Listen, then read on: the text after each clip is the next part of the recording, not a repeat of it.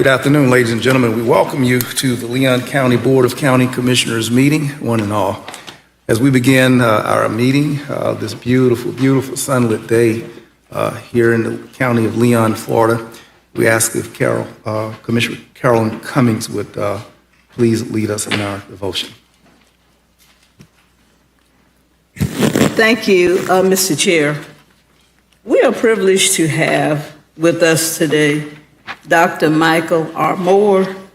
He's a graduate of Florida A&M University, Florida State University, the University of Florida, as well as the John Marshall Law School. And he is also a graduate of the Brown Bible College and Seminary. So he has everything, Mr. Chair, a BS, JD, THM, and THD. He is also the senior pastor of the Powerhouse Family Worship Center here in Tallahassee. He's a great community leader, and we are proud to introduce Dr. Michael R. Moore, who will be providing the invocation for us today. Bishop Moore, we welcome you to Leon County. Thank you, Mr. Chairman, ladies and gentlemen, commissioners. What a wonderful day we have been granted to spend time on behalf of the citizens of Leon County. Let us pray. Our Father and our God, we thank you for life, health, and strength. But most of all, we thank you for a brand new day, a day that is filled with opportunities to do great works, to have the strength and the power to overcome each and every challenge in your name. We thank you today for the gathering of the Leon County Commission, for all of those who have come to witness the creative and considered work of the Commission as they undertake their duties to perform in the best interests of all the citizens of Leon County. We are happy today that not only are they governed by the Commission's charter of this county, the state of Florida, but also by the U.S. Constitution, and that they believe that we hold these truths to be self-evident, that all men are created equal, that they are endowed by their Creator with certain unalienable rights, that among these are life, liberty, and the pursuit of happiness. And to always remember that when sitting at this table, it is not their interests only, but the interests of all the people of Leon County they come to represent. Allow peace and harmony to be at the forefront of every meeting, to prevail during the meeting, and at the conclusion of the meeting. We ask all these blessings today in the mighty and majestic name of Jesus Christ, who is able to sustain us in all things. Amen, amen, and amen. Let us recite together the Pledge of Allegiance. I pledge allegiance To the flag of the United States of America and to the republic for which it stands, one nation, under God, indivisible, with liberty and justice for all. Amen.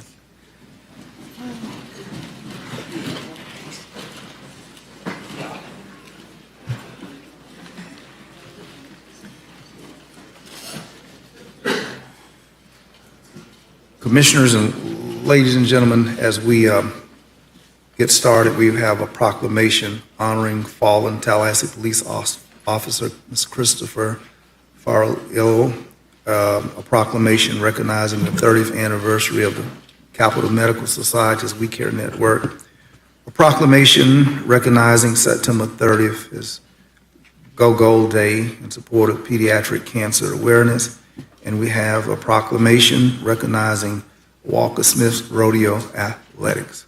Ms. Vice Chairman. Thank you, Mr. Chair and Board. I have the honor today of recognizing Officer Christopher Nicholas Farrell. I'm going to ask that his father come up, Rick, as well as the officers who've come to honor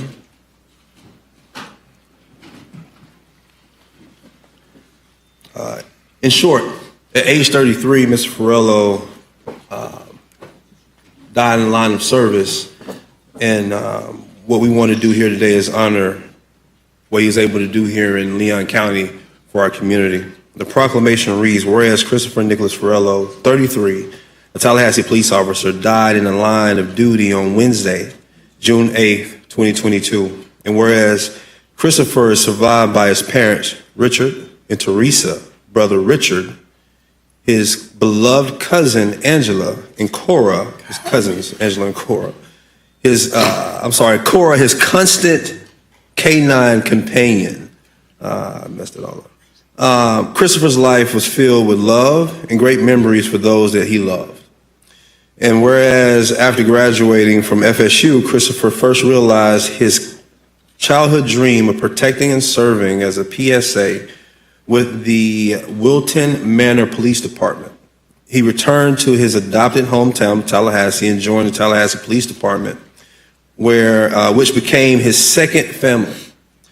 Chris loved Tallahassee so much that when his parents wanted him to transfer back to South Florida, his answers was always the same. You guys don't get it. I love it here.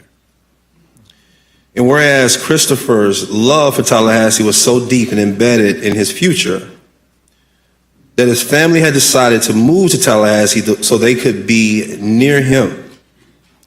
And whereas Christopher showed his true love of family and friends, whether it was hunting with his dad, Richard, vacationing at Disney with his friends, or dining at his hand-picked restaurants.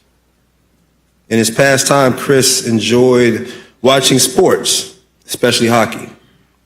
Christopher simply loved life.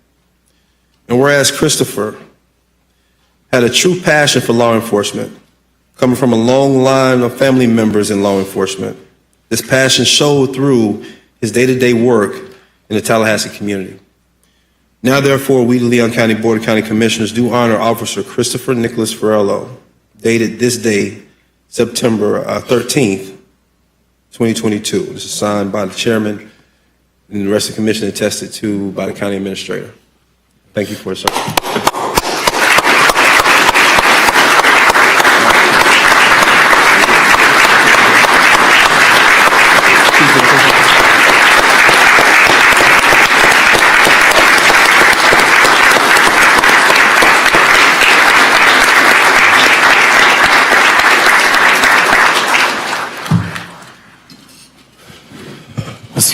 Mr. Vice Chairman, noting that the family are representatives of the TPD, wanted to comment.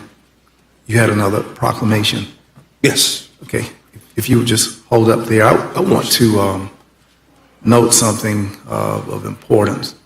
And Bishop Moore is here, and I know that he is given us an invocation for God's presence. But Bishop Moore, I'd like you to please lend prayer. If Vice Chairman, we will defer for Bishop Moore to offer a comforting prayer for this family, for officers who place their lives in harm's way, and for the good service of our TPD, our law enforcement, our sheriffs, and Bishop, in any way that you would lead us to the throne of grace.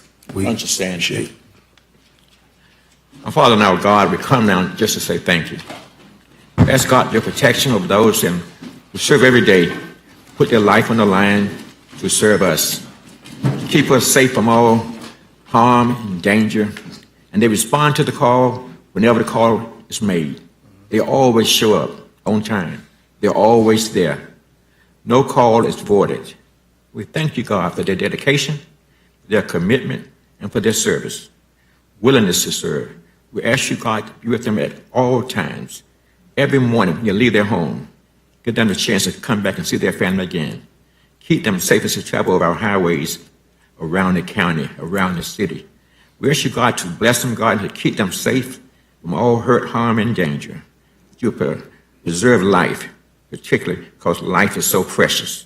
And we ask you, God, that we can work it out and talk it out, that communication is the key. We ask you, God, to give our first responders all the tools that they need to be successful in their endeavors, to do great works for this city and for this county. And God, we thank you for their service, because they have gone the distance that many of us have not gone. Every day they get up, put their life on the line. For that, God, we say thank you. We ask you to bless them and bless this family who's lost a son who was so proud of Tallahassee. And God, we return to say that Tallahassee was so proud of him. In Christ Jesus' name do we pray. Amen. Amen. Thank you, Bishop. We thank you, officers. We thank you, Chief. Yes, sir. We thank you, family. And we thank you, Bishop Moore, for placing your loving interest in prayer around these officers and those who serve our community. Vice Chairman Maddox. Thank you, Mr. Chair. I had the pleasure of reading the proclamation, but the proclamation didn't necessarily speak to what I saw amongst the people or the officers that are here today and the officers that were at the services for Officer Farello.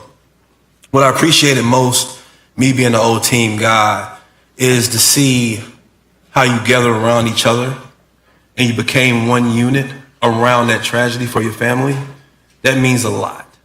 I think in a community that needs that these days, to see not just, black and white, but to see people of different creeds and colors and natures and beliefs come together for a common cause and believe in one thing and support a family that was in need is very special. So we could take the time to celebrate Officer Farello's life and to let the family know how much we appreciate what he did for our community. But I wanted the family to know that not just today did the officers show support for your son, but all through his career here, it seems that the family of TPD gathered around to make one family for your son. So much so, and again, it was reiterated in those words that he said it himself, "You don't understand, I love it here." That's special. When your parents tell you to come home, but you can say, "You don't understand, I love it here." That's not about how beautiful Tallahassee is. That's about the family that he had and his brothers and sisters in TPD. Chief, I appreciate you building that kind of environment. Thank you, Mr. Chair. Okay, thank you. Commissioner Dozier. Thank you, Mr. Chair. Thank you all for being here today, Chief. It's not often that we get to welcome a group of TPD officers and Chief in this chambers. And we share the grief and sorrow for the loss of anybody in law enforcement, any of our first responders. And certainly Officer Fiorello is missed by our entire community.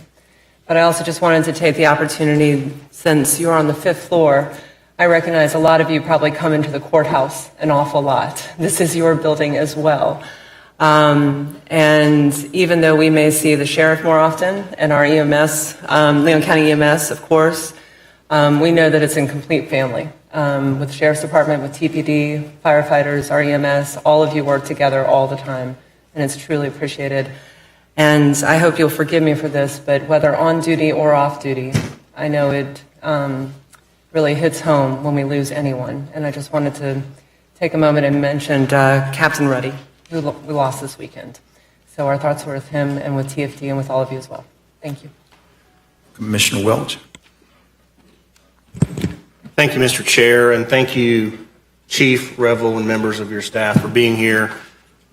I know that the words that we've heard and we've said about Officer Farello's loss are probably not enough to ease your pain and your grief, and I understand that, and I know that TPD and the city is a different flag than Leon County, but we're all the same family. We're all one community.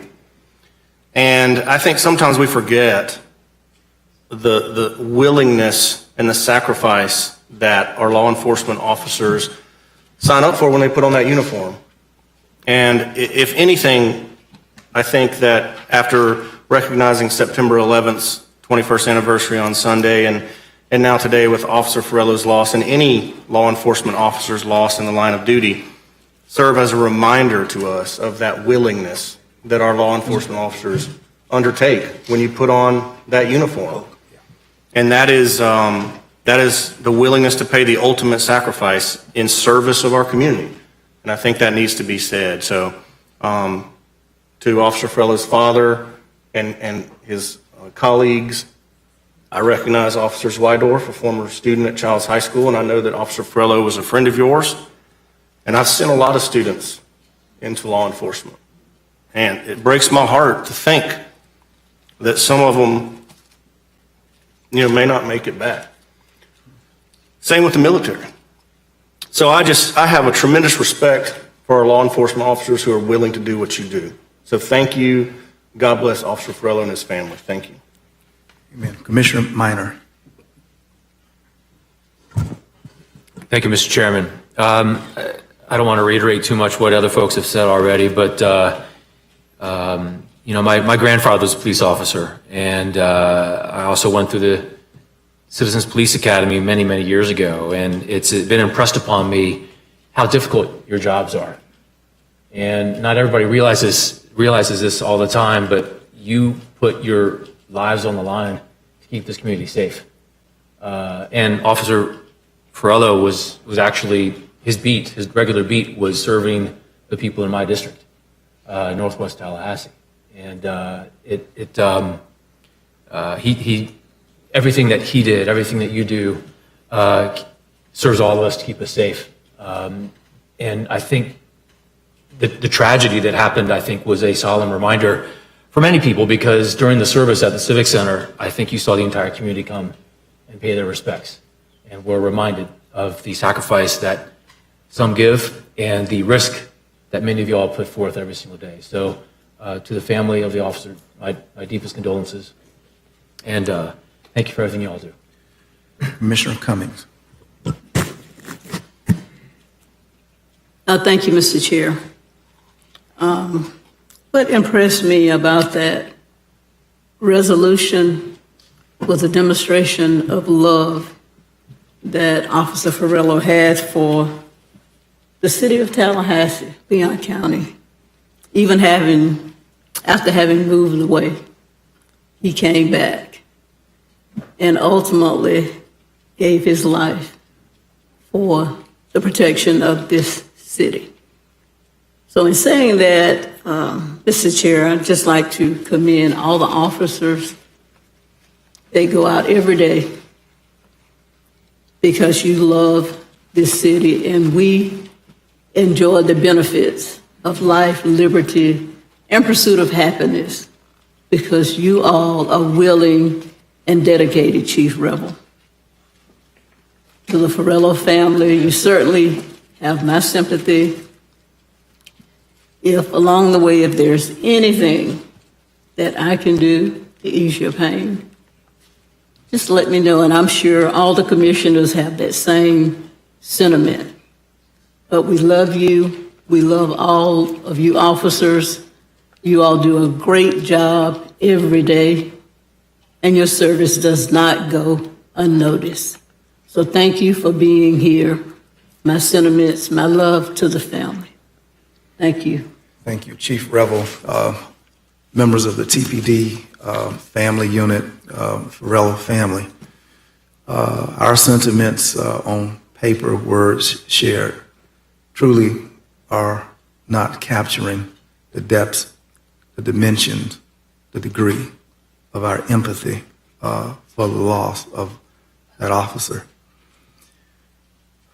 As policymakers,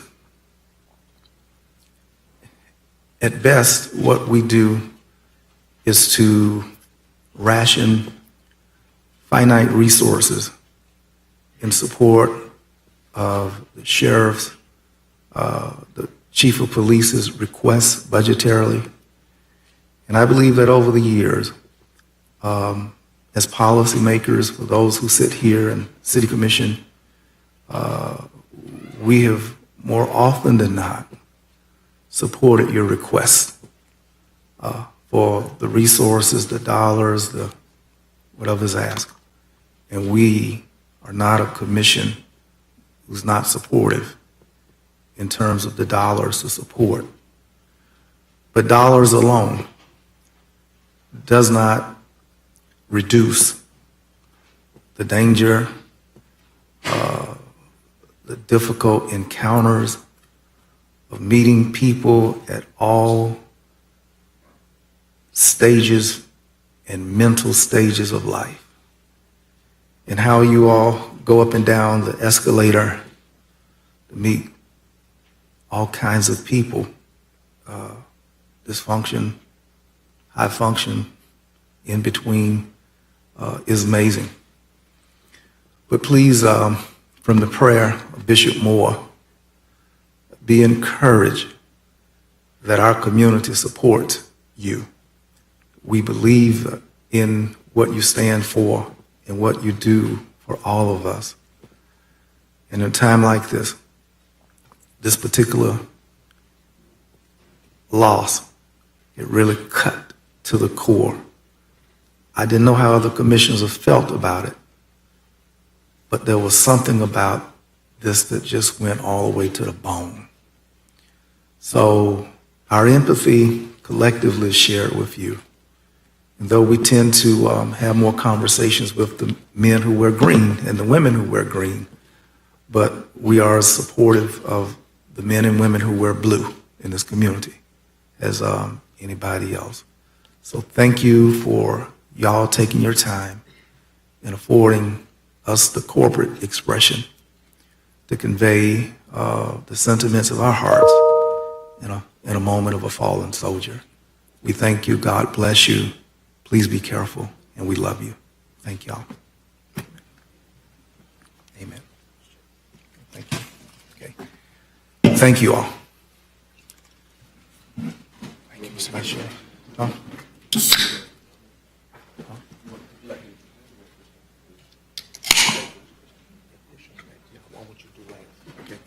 Commissioner Dozier, you recognize.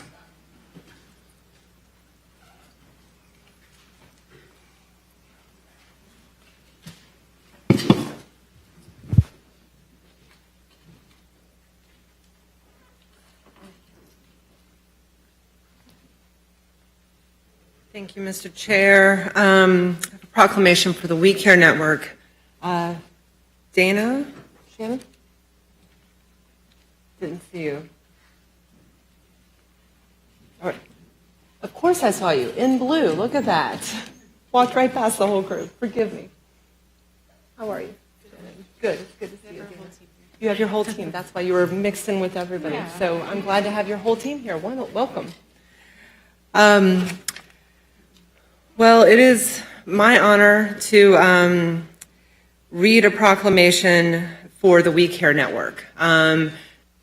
This is a group, an organization, and you ladies will forgive me. I mean, coming off the proclamation, the recognition we just did, obviously there is something, that we talk about with our first responders and our officers, a little different way, putting their lives in the front line.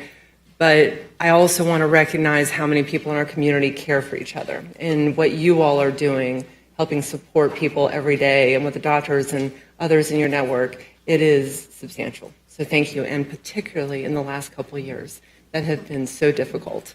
So I'm glad to welcome you here today. And the proclamation reads, whereas in 1991, the Physicians of Capital Medical Society desired to create an organized approach to volunteering their service to those in need. And whereas in 1992, under the Capital Medical Society Foundation, Inc., 30 physicians began serving those in most need in Leon County through donation of specialty medical care.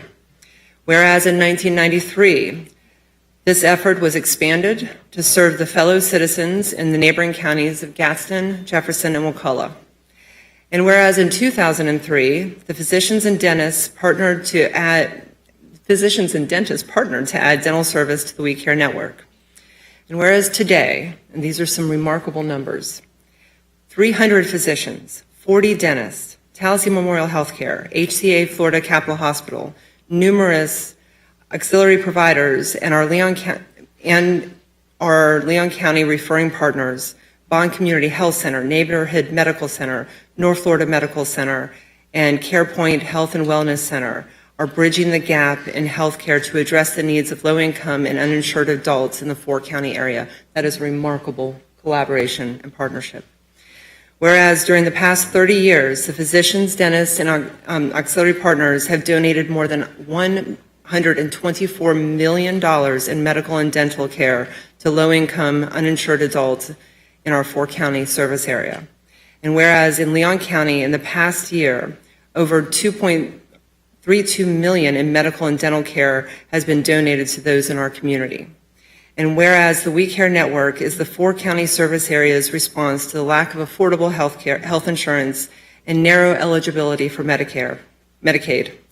And whereas during the past 30 years, the We Care Network has been the only access to specialty medical care for low-income uninsured adults who fall through the cracks in our healthcare system.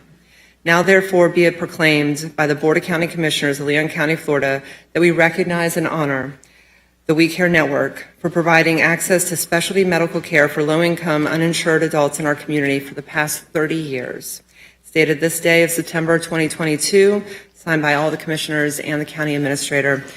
I thank you all for being here and thank everyone in your entire network for what they do for our county and for all of our counties. Thank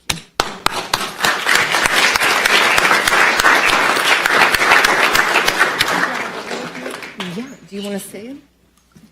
Yeah, go ahead, Dan.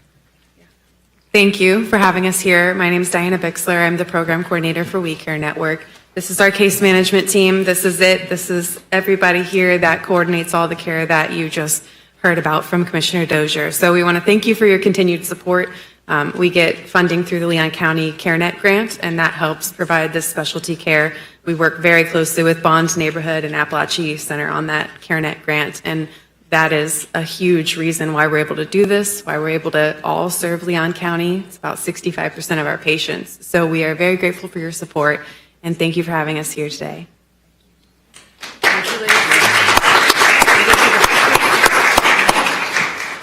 Justin will take a picture with us too, so you can come right here.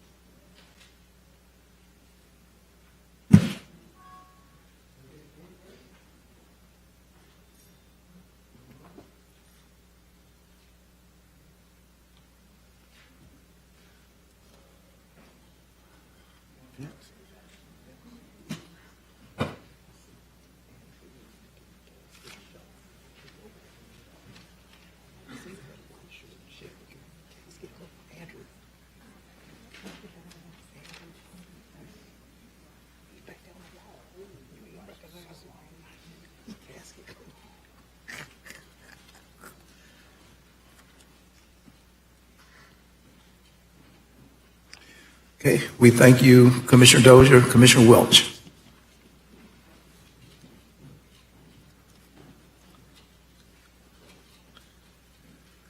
All right, can you hear me? Thank you, Mr. Chair and my fellow commissioners. So as y'all can see, I get a little choked up when I talk about my students. And when young people reach out to me or young people in our community do really impactful things, it really touches my heart. And today I've got one of the best for you, an incredibly impressive young lady and her brother here. This is Caitlin Irwin and her brother Grayson. Caitlin is, seventh grade at Montford, and Grayson, you are fourth grade at Roberts. Okay, so the same schools my kids go to and have gone to, these young folks go to, and Caitlin started an event called Be Bold, Go Gold, a campaign to recognize and provide support for pediatric cancer awareness. So I know she's got some things to say, but I'm going to read her proclamation first, and I'm going to let you talk. You cool with that? All right. So whereas in 2013, Grayson Irwin was diagnosed with pediatric leukemia and began treatment at UF Health Shands Children's Hospital, and whereas in 2018, his sister Caitlin Irwin began to research why Leon County Schools did not have any formal recognition of Going Gold for pediatric cancer awareness, and whereas in 2019, she approached the principal of her school to start the Be Bold, Go Gold campaign at Roberts Elementary School while in fourth grade, and whereas she and the Be Bold, Go Gold campaign would successfully raise $2,500 in its first year through online donations and local partnerships, and whereas in 2021, the Be Bold, Go Gold campaign would raise over $18,000 in only its third year by increasing local partnerships, expanding its school district footprint, and making an impact with our local nonprofits. And whereas now in 2022, the Be Bold, Go Gold campaign continues to grow with events hosted prior to and throughout the month of September, culminating with Go Gold Day on September 30th. And whereas this year on September 30th, the Leon County Courthouse and the Cascades Bridge will be lit up in gold to commemorate Go Gold Day in Leon County. Now, therefore, be it proclaimed by the Board of County Commissioners of Leon County, Florida, that we recognize September 30th, 2022 as Go Gold Day in Leon County and Tallahassee. The board further wants to encourage everyone to participate in Be Bold, Go Gold Day on September 30th, 2022 in awareness of and support of pediatric cancer, its patients, and their families dated this 13th day of September 2022. Please give them a round of applause.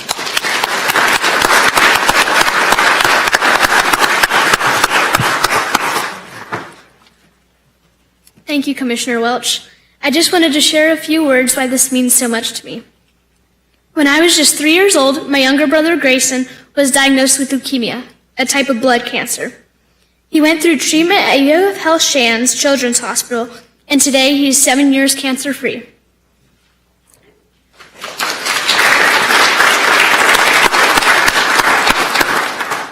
Seeing what my brother went through, I knew there was a need to raise money for pediatric cancer.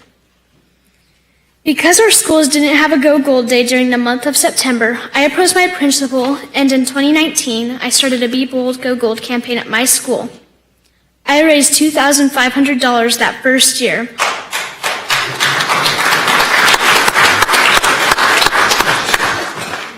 Each year, my efforts have continued to grow with new fundraising endeavors and awareness projects. Even Leon County Schools has made it a district-wide project, and in 2021, I raised more than $18,000.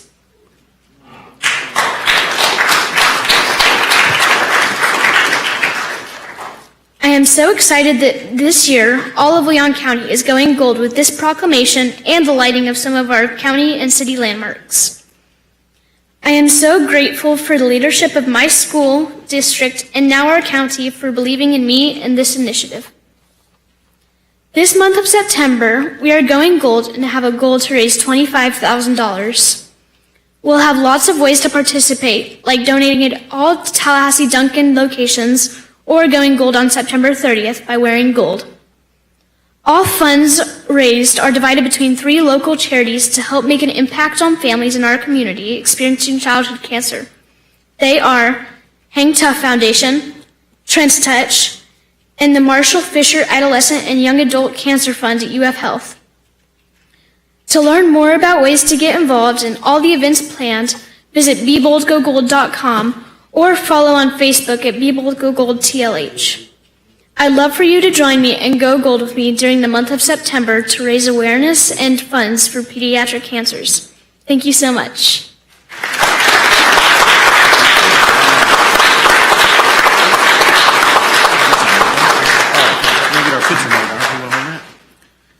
That is such a rich declaration.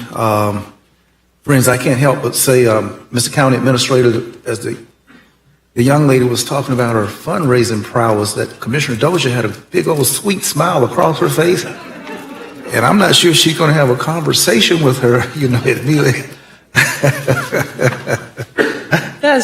It's not easy. We all know that. No. And that is a substantial accomplishment. No, you seem very attractive. She said, I raised $2,500, and she came out, raised $18,000. And yeah. Young lady, could you come back up, please?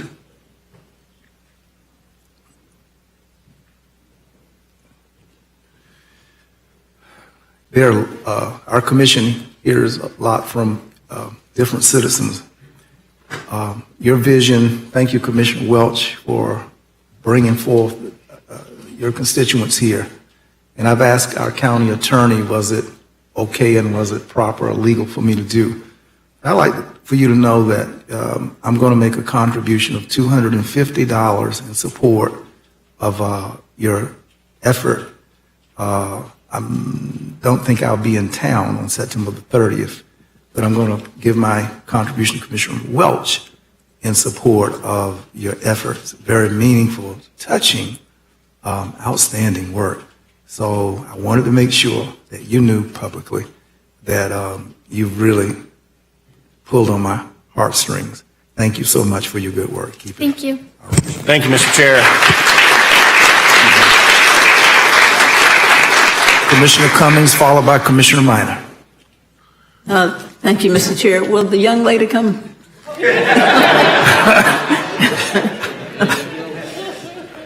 I think dominoes effect is occurring. Thank you, Mr. Chair. No, I just wanted to take the opportunity to just commend you at your early age for being concerned about others. I think you're clearly a public servant and on your way to being a great public servant. So I want to commend you, your family. I met your dad and your mother, a beautiful family. I just appreciate the fact that your brother's been cancer-free for a few years, but you didn't stop there. You're reaching out so that the funds that are being raised can assist others that are under pediatric cancer care.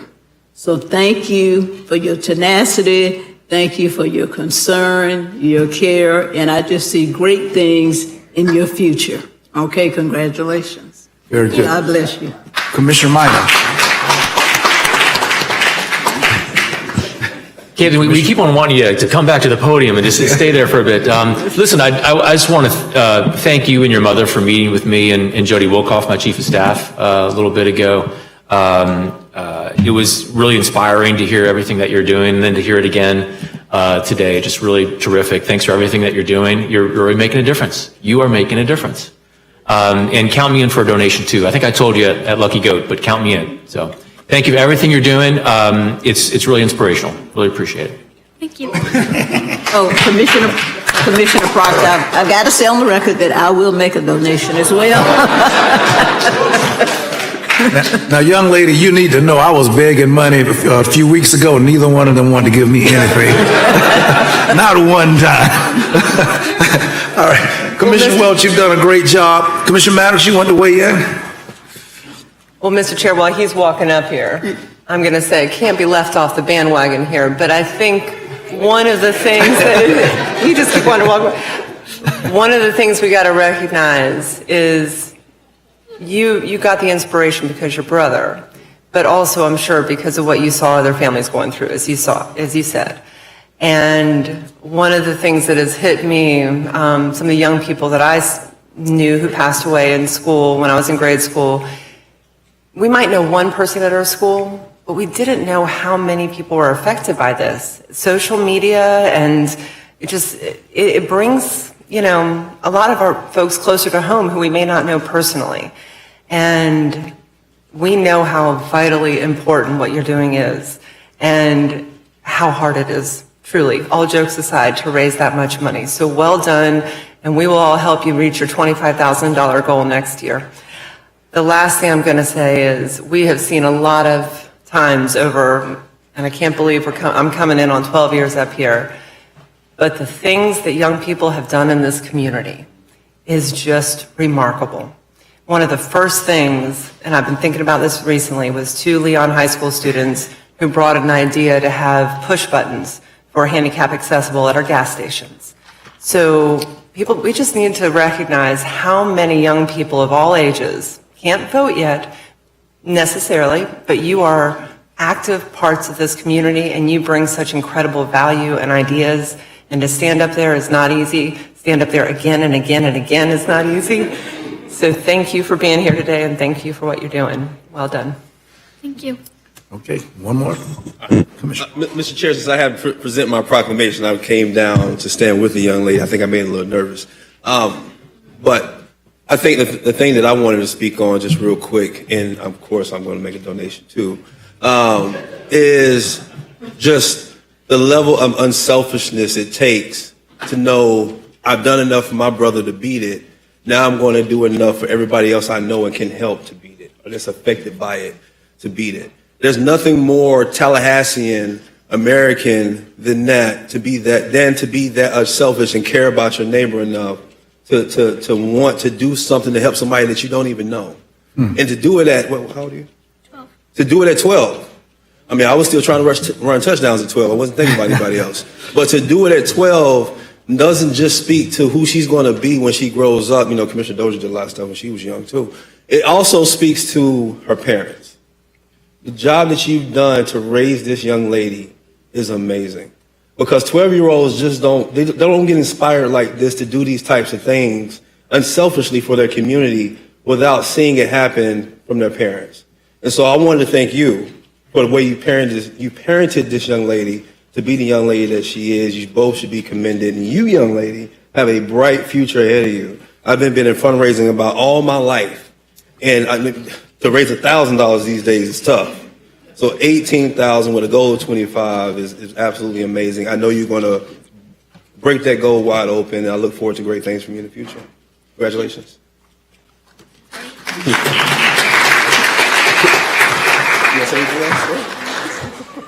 Commissioner Welch. Commissioner Welch, is her parents here? Would you introduce her parents? Yes, her parents, Brady and Janelle, you guys want to stand up? It's Brady and Janelle Irwin.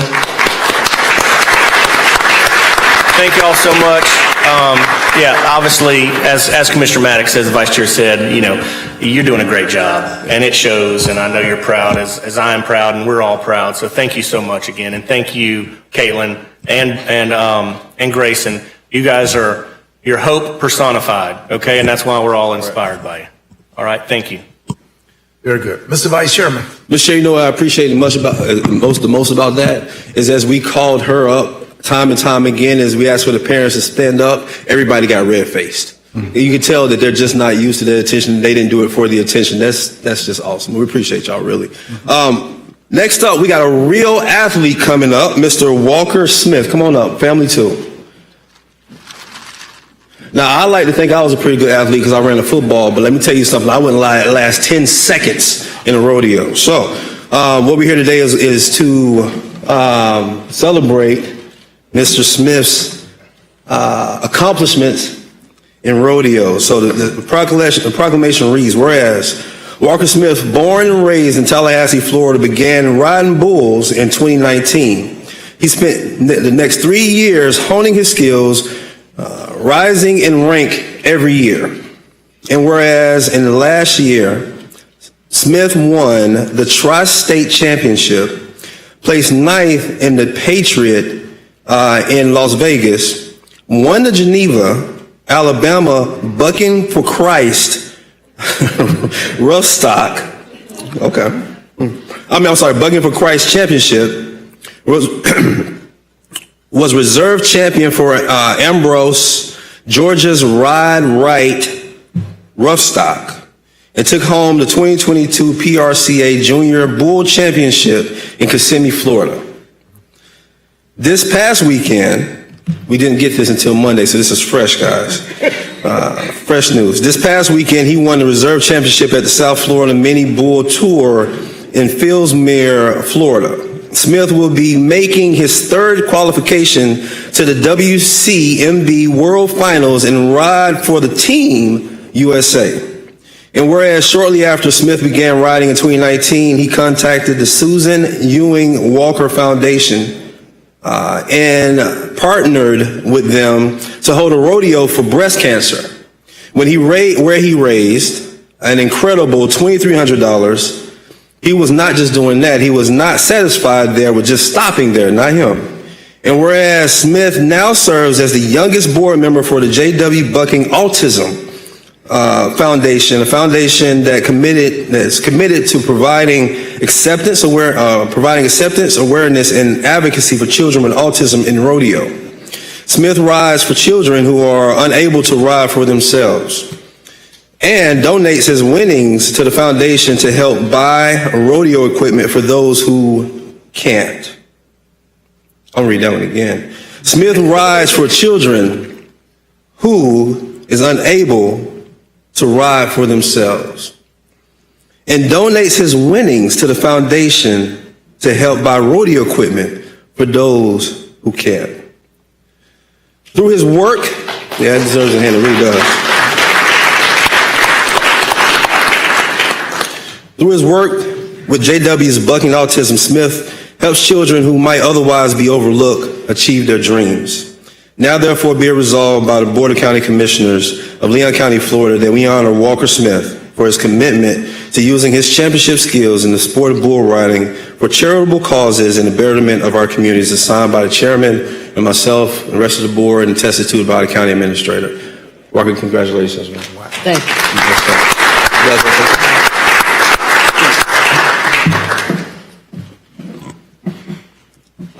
I would like to thank everybody for this opportunity to receive this proclamation, and I would like to thank my Lord and Savior Jesus Christ for everything He does for me.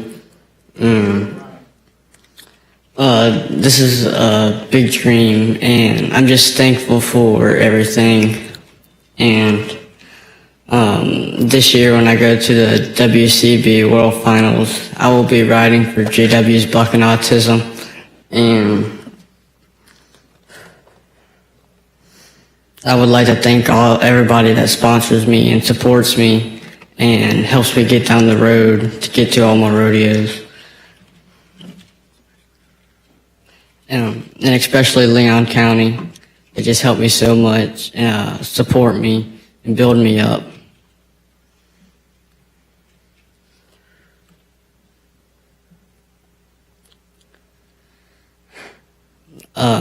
I just want to let y'all know this means so much to me right now, and I don't even know how to express my feelings, to be honest.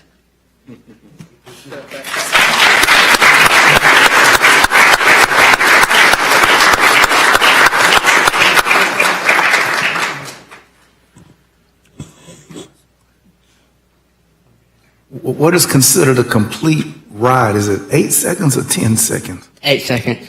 Vince, what's your longest ride? Mr. Chair, the fact that you knew to ask what a complete ride was, I'm impressed with. You want to say something? I can. As his father, we want to say thank you to each and every one of you, especially Mr. Christian Cabin, that not only has helped Walker get recognized multiple times, but we want to thank the young lady that was here that was Be Bold, Go Gold. Is that what it is?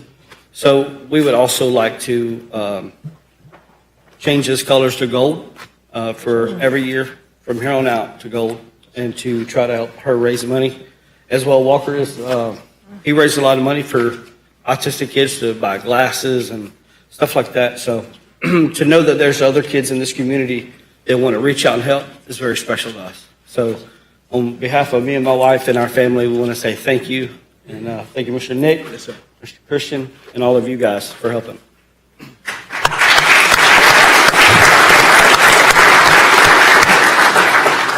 I think, Mr. Chair, I don't know if everybody wants to take a picture with this young man, but maybe if we gather around. If they come down and we'll just pinch in. Come on down. Just stand out front. I was just thinking, Mr. Vice Chair, we used to have something called the Red Hills.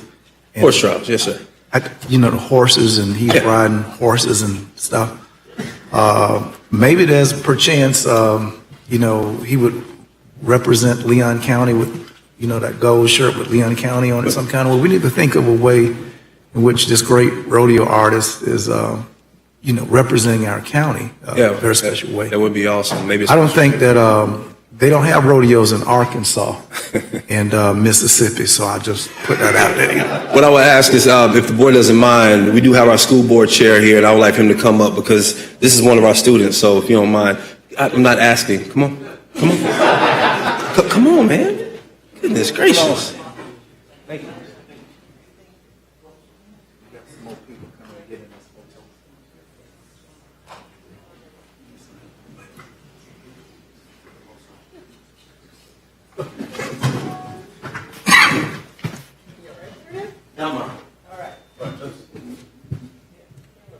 No, Nick, can't see you. Okay, I'm gonna get down here. No, he's throwing that in on the other side of the car.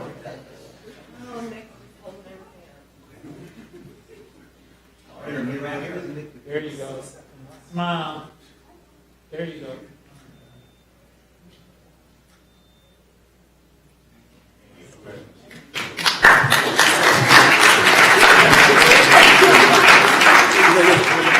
I Oh, You got a challenge to a bull ride by a lot. Mr. Chair, if you don't mind, Yes. quick comment.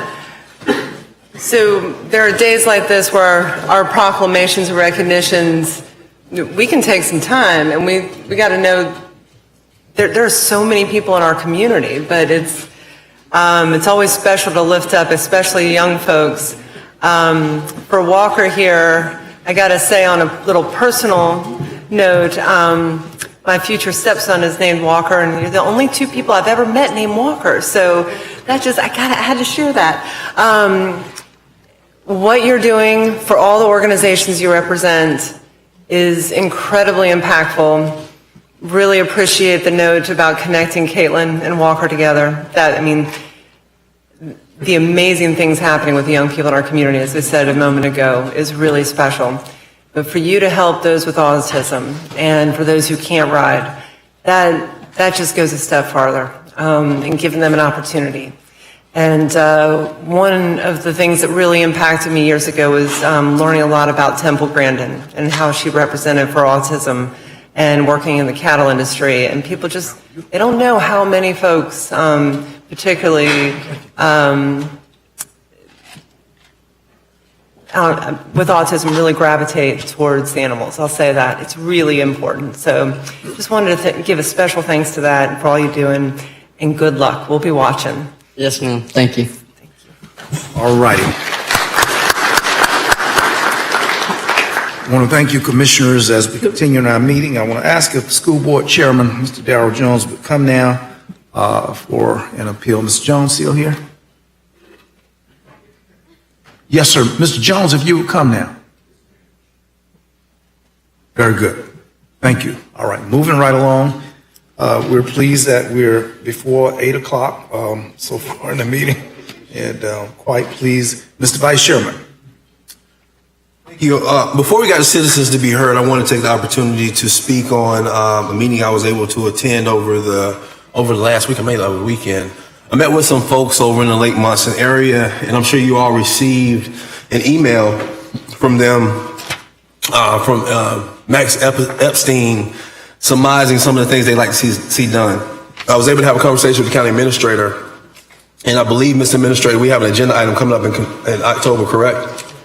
Board, what I'm going to ask, with your permission, is that the 8 points that was a part of the email be evaluated by the county administrator as a part of that October agenda item, and if we could also include the neighborhood's input in that in the process of creating that agenda item, Mr. Administrator, that'd be great. Just some information back from them as well. And then last but not least, I think one of the things they talked about was a education campaign by either Department of Health or Leon County about cyanobacteria out there. Is there someone already? Is that already being done, Mr. Administrator? If not, is that something that we can do or orchestrate? We'd be happy to continue our discussions with FDOH on that. I believe they've already been in contact with some of the neighbors and are trying to assist in getting some of that information out. We're happy to follow up on that. Okay. Madam Attorney, would you need a motion and a second to add the evaluation of those 8 points into the agenda item coming up in October? I'll make a motion that we have those 8 points be evaluated and be a part of the agenda item coming up in October, and that the neighborhood be reached out to for their input as well. We have a motion for the adoption of the recommended 8 points from Lake Munson community to be placed on the agenda in October. Motion from my vice chair. Is there a second? A second. Okay, Commissioner Dozier has seconded that motion. Is there any further discussion, comment? Hearing none, all in favor of this motion, please say aye. Aye. It opposes, Mr. Chair, one last thing. Mr. Administrator, one of the things they also talked about was a temporary closure of the park. I know we in the past have been directed, closed parks by direction of the Department of Health. How does that work? Can you give me some parameters around that? Sure. We take our lead from DEP. Yes, sir. After testing, so we open and close based on levels, based on DEP's testing out there. So again, we could bring that back as part of the analysis as well. Okay, we'll bring it back as part of the, okay. And that meeting in October is October the, okay, 11th, okay. Mr. Chair, thank you so much for that, and that's all I have, thank you. Okay, we thank you so much. Those points that have been accommodated, included, adopted by this board for inclusion, passed on to staff. And I think that hopefully that brings everything into the same funnel.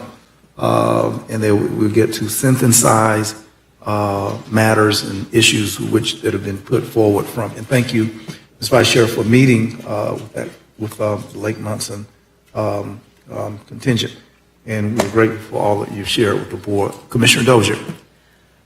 Mr. Chair, I was just curious. We have received a lot of information from Ms. Ryan, Mr. Epstein, neighborhood, from our staff. Do we have public speakers for unagenda items on this issue? I believe we may have some on citizens to be heard, Yes. what their intent was. I just wanted to give them some, I wanted to give them some comfort in, because I know we can't speak to them after, and that we are going to have those points evaluated. Well, that's where I was going, Mr. Chair, or Mr. Vice Chair, sorry about that. We typically don't engage in conversation with unagended speakers at the top of the meeting. But because this item will be coming back to us in October, Mr. Chair, Ms. County Administrator, if we need board direction for this, but could we waive that if we have questions after our public speakers for additional information we might want or clarification for the October 11th meeting? I believe that would, and I'll defer to the county attorney, but I believe that would be to the discretion of the chairman to call for a vote on. Let's see what we hear and whether or not we need to discuss an item that's not yet quite before us. We tend to reduce and frame our discussion inside of the item that, and for us to take off on conjecture might be a little premature. Mr. Chair, let me clarify. The Vice Chair just added in a number of good questions and issues that will be now in the analysis for October 11th. Should we hear anything else or have other questions that have been brought to us that we want to add to that agenda item? That's all I'm talking about. I don't think we need to unpack or, prejudge that agenda item before it comes to us, but there may be additional information that we want to see based on what the citizens let us know today or what we've heard over the last month. Okay, I think that's fair, and as long as we're looking at information which is scientific, it shouldn't have a statute of limitations if it's valid, if it's scientific, if it adds to our body of understanding and reasoning. There ought to be no basis to preclude something simply because it was not in the 8 points that were offered in the motion. So that would be my position. Okay, all right. Commissioner Cummings? Okay, all right. Speakers to be heard. Thank you, Mr. Chairman. We do have several speaker cards on this portion of the agenda on citizens to be heard on consent or non-agended items. Just for the record, Commissioners, we have a couple of speakers on agenda item number 8, which has been pulled, and I should also note that item number 13 has been pulled as well. I'll begin with the speakers on consent item number 8. Dolores Harpool.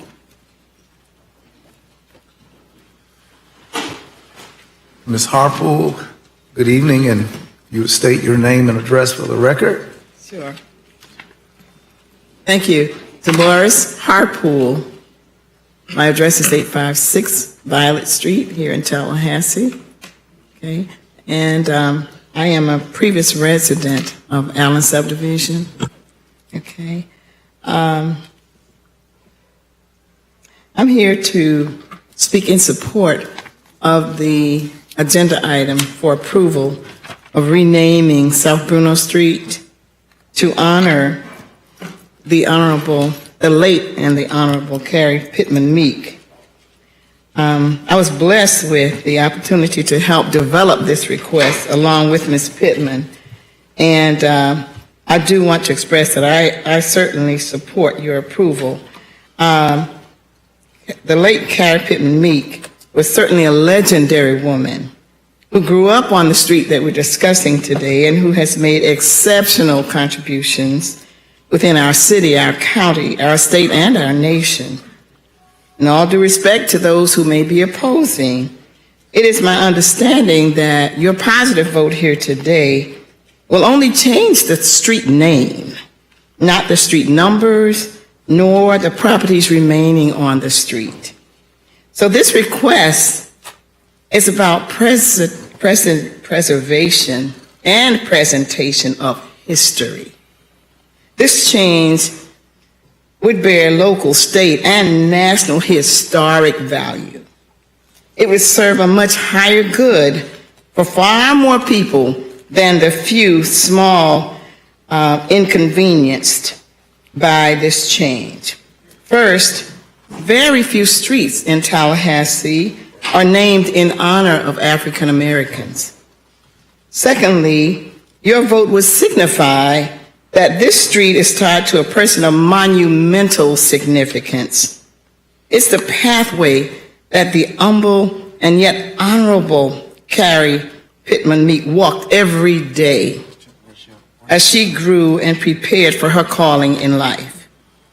Your affirmative vote would represent your acknowledgement of the leadership and contributions of Honorable Carrie Pittman Meek as a native Tallahassean and as a graduate of the Florida A&M University.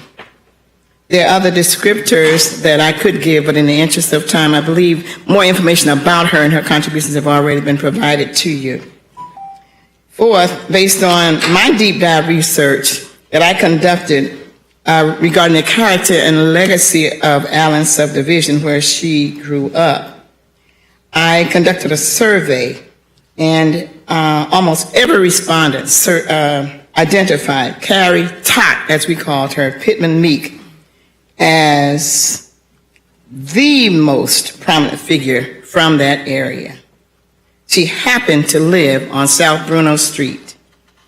So a street name change would bring pride to the Allen Subdivision and to the Pittman and Meek family, of course.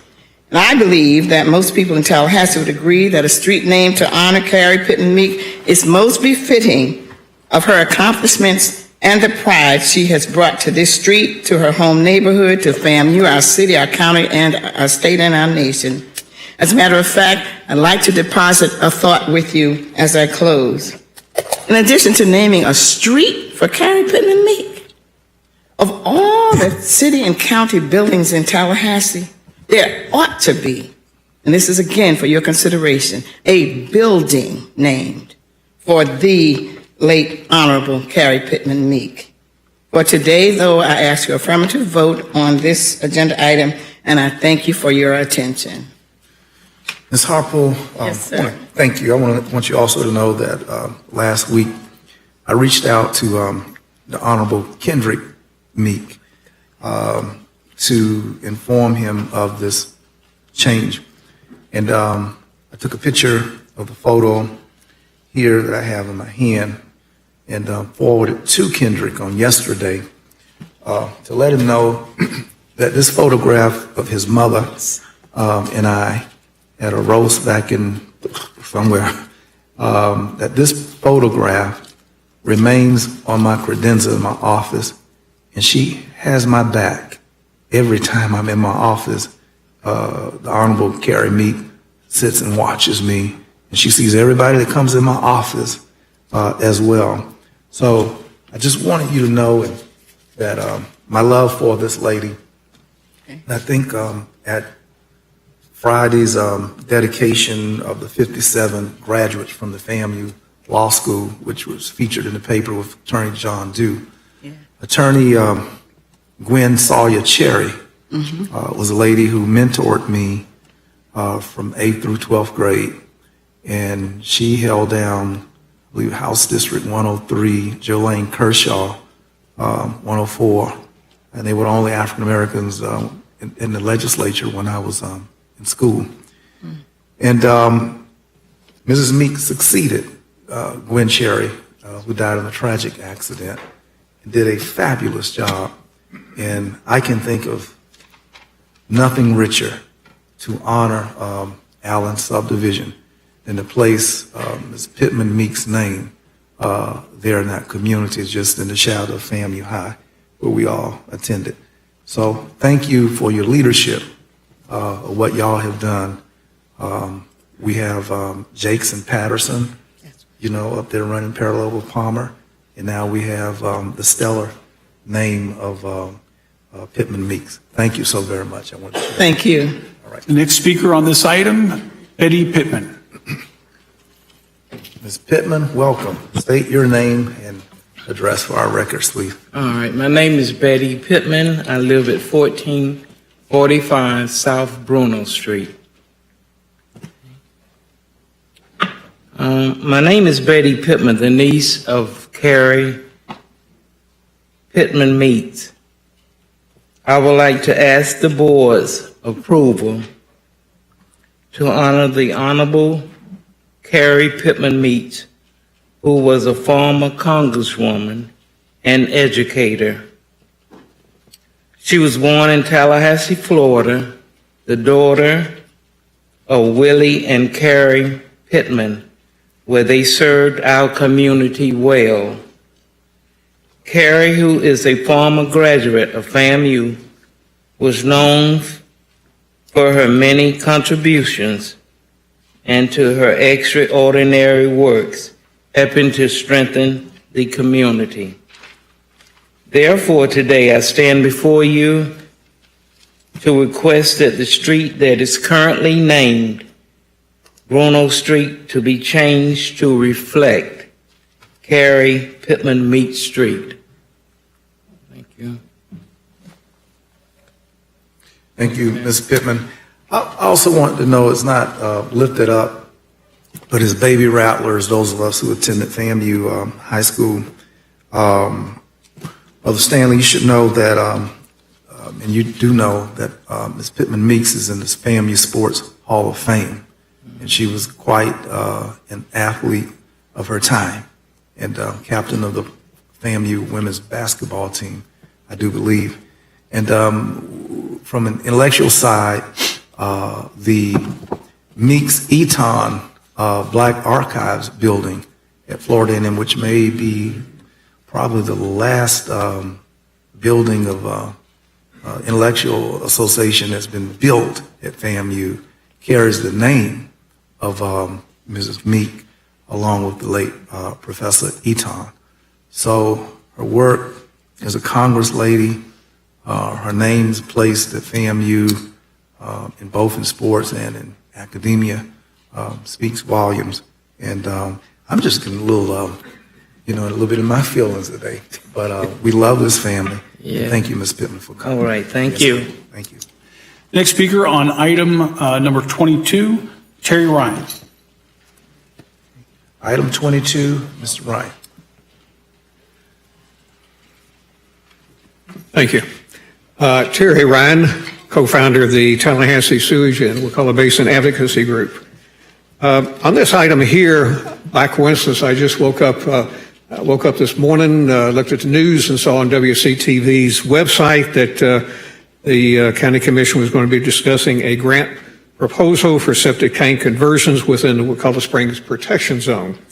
This is supposedly, as I understand it, going to be for the much discussed new type of septic tank, wood chips in the drain field technology.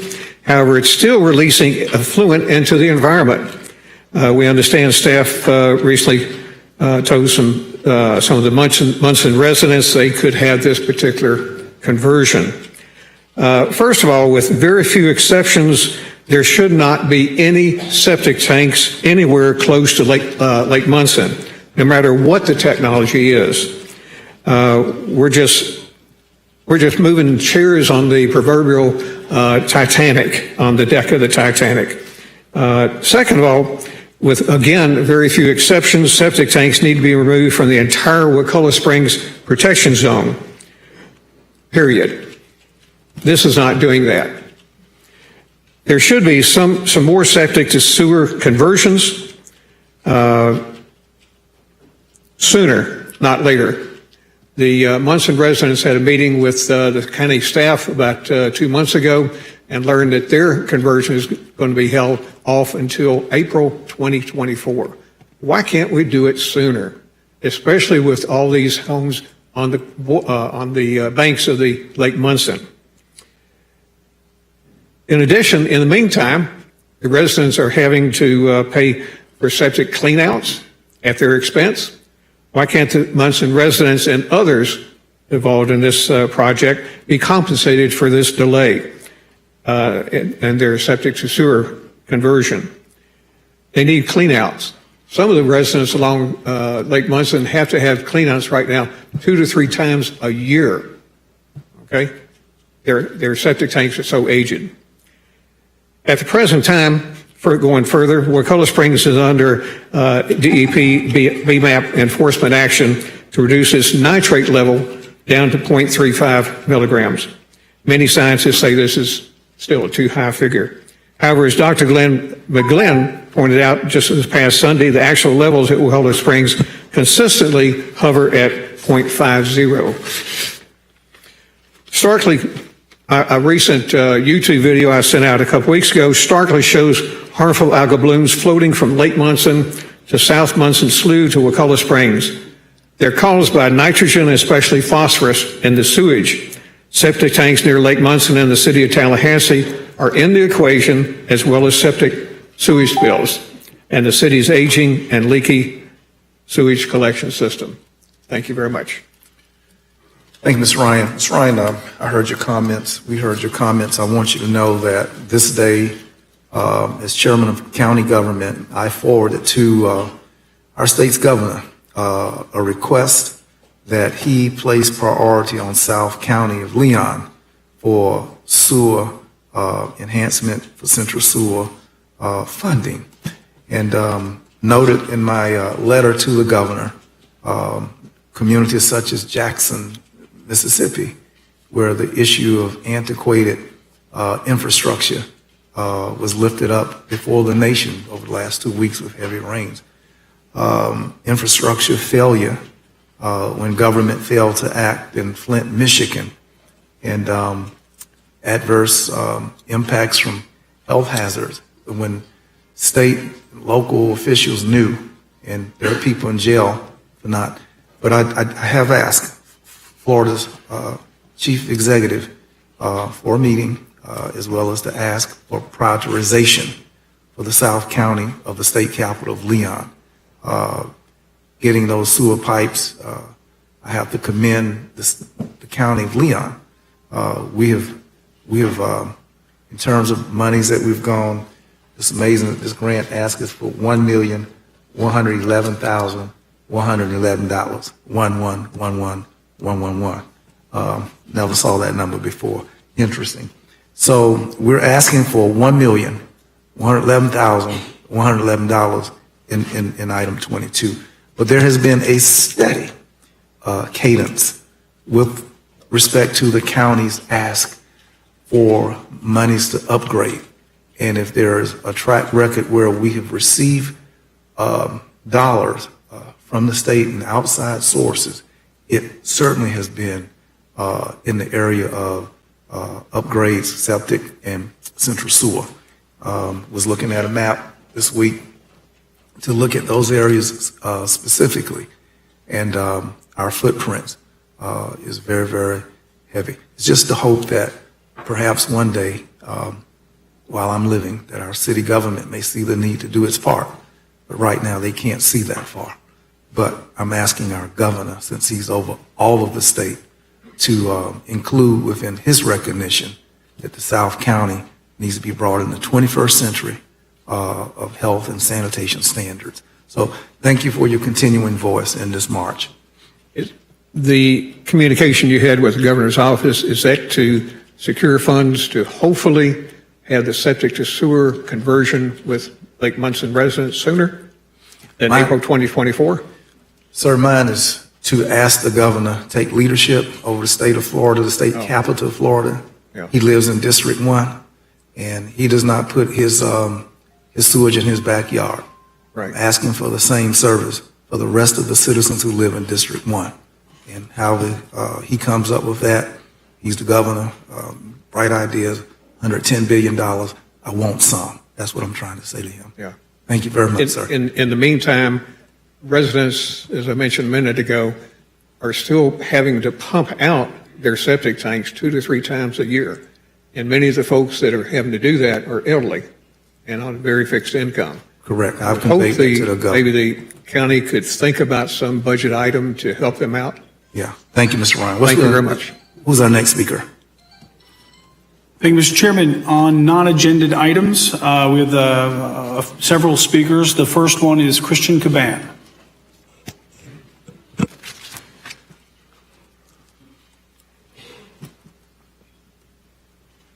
To be followed by Sean McGlynn. Thank you, Commissioners, and thank you, Chairman. As many of you know, I'm a candidate to represent Leon County Commission District 2. I'd first like to say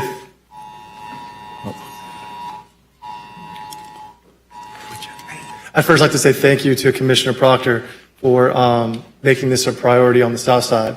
I took some time, over the last couple months to listen to residents on Lake Munson, and I think what is going on there is potentially a health crisis when we have neighbors getting lesions on their skin and suffering from health conditions. And I wanted to say that I support their action plan that they are proposing for an immediate action relief. And then there's a secondary plan, I think, that spans over a couple of years, and a long-term plan. But, there are folks suffering that live on Lake Munson, and I support their mission to get it cleaned up. Thank you. Great. Thank you, Ms. Caban. Sean McGlynn to be followed by Letha Kilgore. Dr. McGlynn. Sean McGlynn, 568 Beverly Court, Tallahassee, Florida. I'm on the board of directors of the Florida Lake Management Society, the Florida Springs Council, the Florida Water Resource Monitoring Council, and I'm on the Citizens Advisory Committee for Blueprint 2000. I'm their environmental advisor. In college, I worked on Lake Munson water quality, and it made me sick back then, 20 years ago. And it's making me sick now. I get rashes when I go out there. I'm very hypersensitive. The other residents get sick too. This lake in the 50s was the dirtiest lake in Florida. By the 60s and 70s, it became the third dirtiest lake in Florida, with Apopka and Okeechobee beating us. We're still number 3. They're cleaning up Apopka and Okeechobee, which have the same problems that Munson does. The sediments are so dirty, they're like a bank full of fertilizers instead of money. And the water runs through it, it comes out. And the algae blooms just make it worse by changing the pH of the water. And they make the nutrients and pollutants shoot out of the sediments that were put back there back 100 years ago even. And they're coming out now. We need to remove those sediments. They're removing them from Okeechobee and Apopka. They're doing it in stages. We're in the same program as Wakulla Springs, the TMDL program, and there is federal funding for that. We need plans, as the previous speaker said. We need immediate plans, a 2-year plan, like Nick Maddox recommended, and we need to get that going. We need a 3-year plan, we need a 5-year, a 10-year, and a 20-year plan. And to get us the federal money, like Commissioner Proctor was mentioning, because that's the TMDL program and the BMAP, they spent $280 million cleaning up Wakulla Springs. Well, Lake Munson's drainage goes right into Wakulla Springs. It goes in a sinkhole at Ames Sink, 30 cubic feet per second. It's a creek as big as that, a hole as big as that table, and the water just falls down to Wakulla Springs. We had a real dry period this summer. It was very hot, super hot, and Munson was cooking, and the water level was low. When we got those rains 2 months ago, it filled up very quick, and that water went down the sinkhole, and Wakulla Springs went from 80-foot visibility to 3 feet. You couldn't see your feet in the water, and it was green.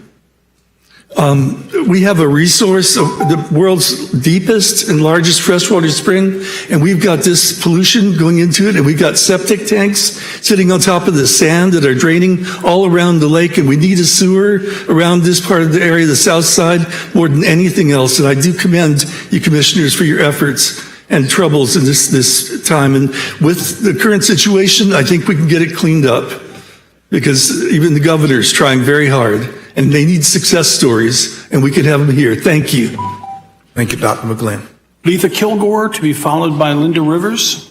Ms. Kilmore, welcome. Please state your name and address.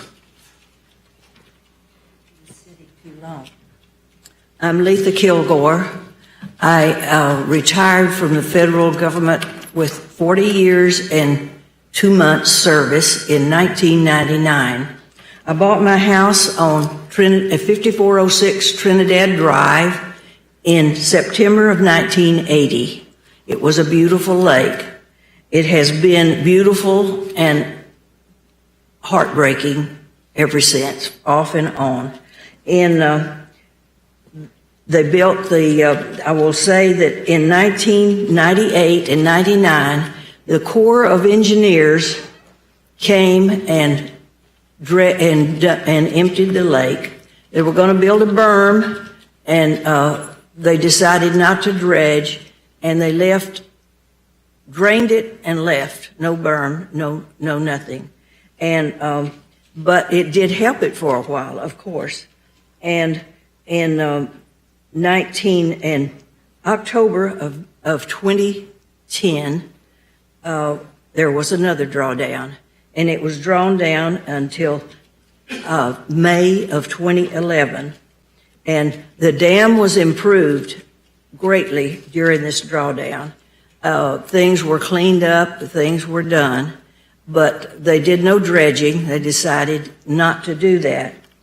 I have a newspaper dated, the date is October the 20th, 1910, and the headlines are, Munson Lake Drawdown Begins. And it talks about everything that we're talking about and what needs to be done and what they're going to do and how much it's going to do. And then the last paragraph, and anyone wants to look at it, it says that it would have cost 15 to 20 million to do it correctly, and the county chose the cheap way. I'm not accusing anyone, but what I'm really saying is, please, let's do it right now. Think of all the money that we have spent, and it's a repeat of the same thing. We have to figure out a way to do it correctly so that we can enjoy our property. And I want to say that they built some bump up downs down the slough to keep the trash from McDonald's and down through the way to coming down through the slough into our backyard. It works, but they only clean it up occasionally. When they do, we have all the muck start growing because it's been gathering on the bump ups for a year or so. They clean it out, it comes down. And I'm a firm believer that something is wrong there. But believe me, we need those bump up downs. We really need them. I want to say, I'm not accusing anyone, and I want to say that we are very appreciative of everything that we get.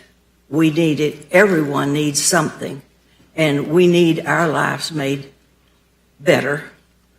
And I think we deserve it. And I want to congratulate everyone who does everything that they can. I was a public service for long ago. We need to get together and do what's right for everyone. Thank you. Yes, ma'am. Thank you. May I ask, in that body of information that we're asking for staff, that we're presented with maps in terms of the waters that come into the lake. We know that the county has built its own kidney at Henrietta. Coming from the east, we know that waters trickle down Orange Avenue, back behind Jake Gaither Golf Course, meandering through Silver Lake and across Ridge Road. But can we get a mapping of the topography of which the water is streaming? That'll be included. Very good. Okay. Thank you. Our next speaker. Linda Rivers, to be followed by Terry Ryan. Welcome, Ms. Rivers, if you give us your name and address. Linda Rivers, 5312 Trinidad Drive. Some of you know me more than others. Some of you have seen rashes of my dog, my arm, my legs. Just want to say that. So I'm thankful for anything that's done on our behalf. I just want you all to realize what we're living with. When I bought my house and moved from Panama City back to Tallahassee in 2016, I had a boat. I could take my boat across the lake. I could take my grandson out fishing for bass. Of course, we threw them back and nobody could eat them, but we could do that. You can't run a boat across it now. It's green. It's full of poison. I've even had to give up my garden in my backyard because I can't go in my backyard or I break out in rashes. So it's affected our lives. Also, I want to say that when Lake Munson is referred to as a cypress swamp, that was 1899. It is not 1899. We are a Class 3 water body. We are considered a recreational water body. There are responsibilities to the county that come with that. So to hear we're a cypress swamp is a back of the hand, and I think an excuse that's been used far too long. There is a water supply that goes into that lake. It is not just a swamp. But the problem is, with the flow of water, it would be just like if you had a bathtub and you continually poured pollutants in it and you let it sit there. And then 10 years goes by and you decide you're going to drain it. What are you going to have in the bottom of that bathtub? Nothing you want to put your feet in. We need those sediments removed. I also want to say that the citizens are very disappointed with what we feel is a mishandling of an opportunity recently for a $2.5 million grant. It would have taken some imagination, some work. We gathered, we went to meetings, we attended a meeting with the assistant administrator. We've attended meetings with you, Mr. Proctor. Mr. Maddox came out to our house. We've been to other commission meetings. The best the county could come up with was charcoal tea bags in the lake, $186,000 instead of $2.5 million. We don't know who to trust anymore. It depends who you talk to. And I believe that the commission needs to stand up for us. We pay taxes too. Terry Ryan, to be followed by Colleen Castile. Thank you, Ms. Rivers. Mr. Ryan? Okay. Terry Ryan, co-founder of the Tallahassee Sewage and Wakulla Basin Advocacy Group. First of all, I believe you indicated, Commissioner Maddox, that you received Max Epstein's summary. It was on behalf of the residents. I also passed out the advocacy group's summary, and I'd like to have that added to the information going to staff. I'm going to kind of summarize some of the highlights that the folks here, the residents here, have presented some very compelling information. In addition, Dr. McGlynn has also. First of all, we look forward to ideas about how to close the Gil Waters Park when we start seeing harmful algal blooms, especially with toxins. Stop referring to Lake Munson as a former swamp. It's a Class 3 defined water body with DEP and EPA.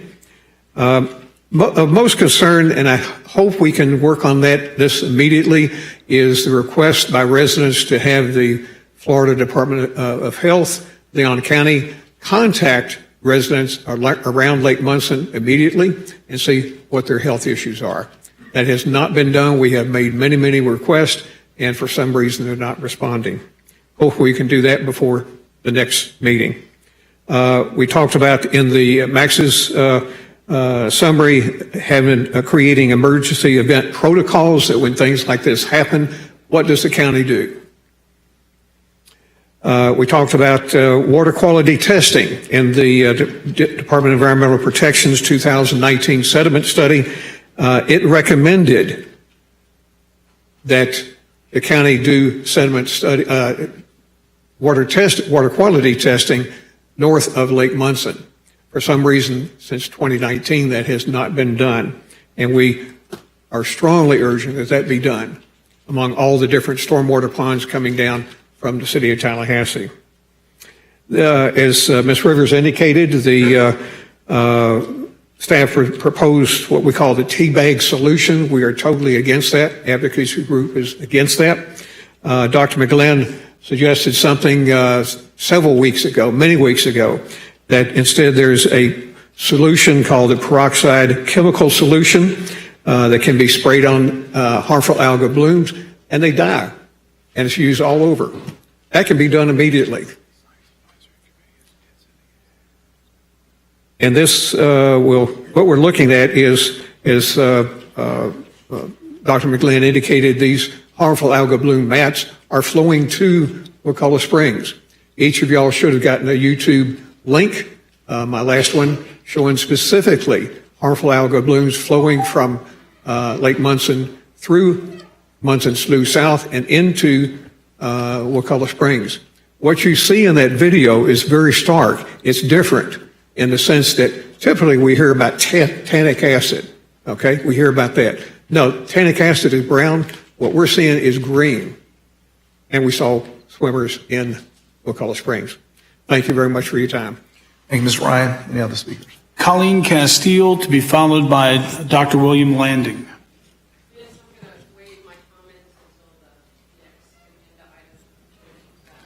Dr. William Landing. Dr. Landing, please state your name and address. Good afternoon. I'm William Landing. I live at 304 Timberlane Road. I retired recently after 35 years as an environmental and marine chemist at Florida State. I was a longtime chair of the Leon County Science Advisory Committee, and I'm representing what's now called the Leon County Science Advisory Focus Group. Regarding the environmental issues on Lake Munson, we have met over the summer numerous times. We meet with county staff. We meet with City of Tallahassee environmental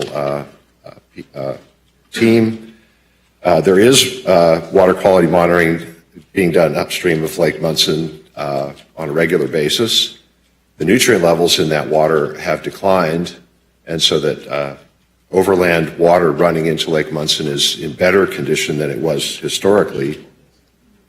It's believed that the nutrient levels in Lake Munson, which are extremely high during the summer, are the result of nutrient recycling out of the contaminated sediments, which Dr. McGlynn addressed.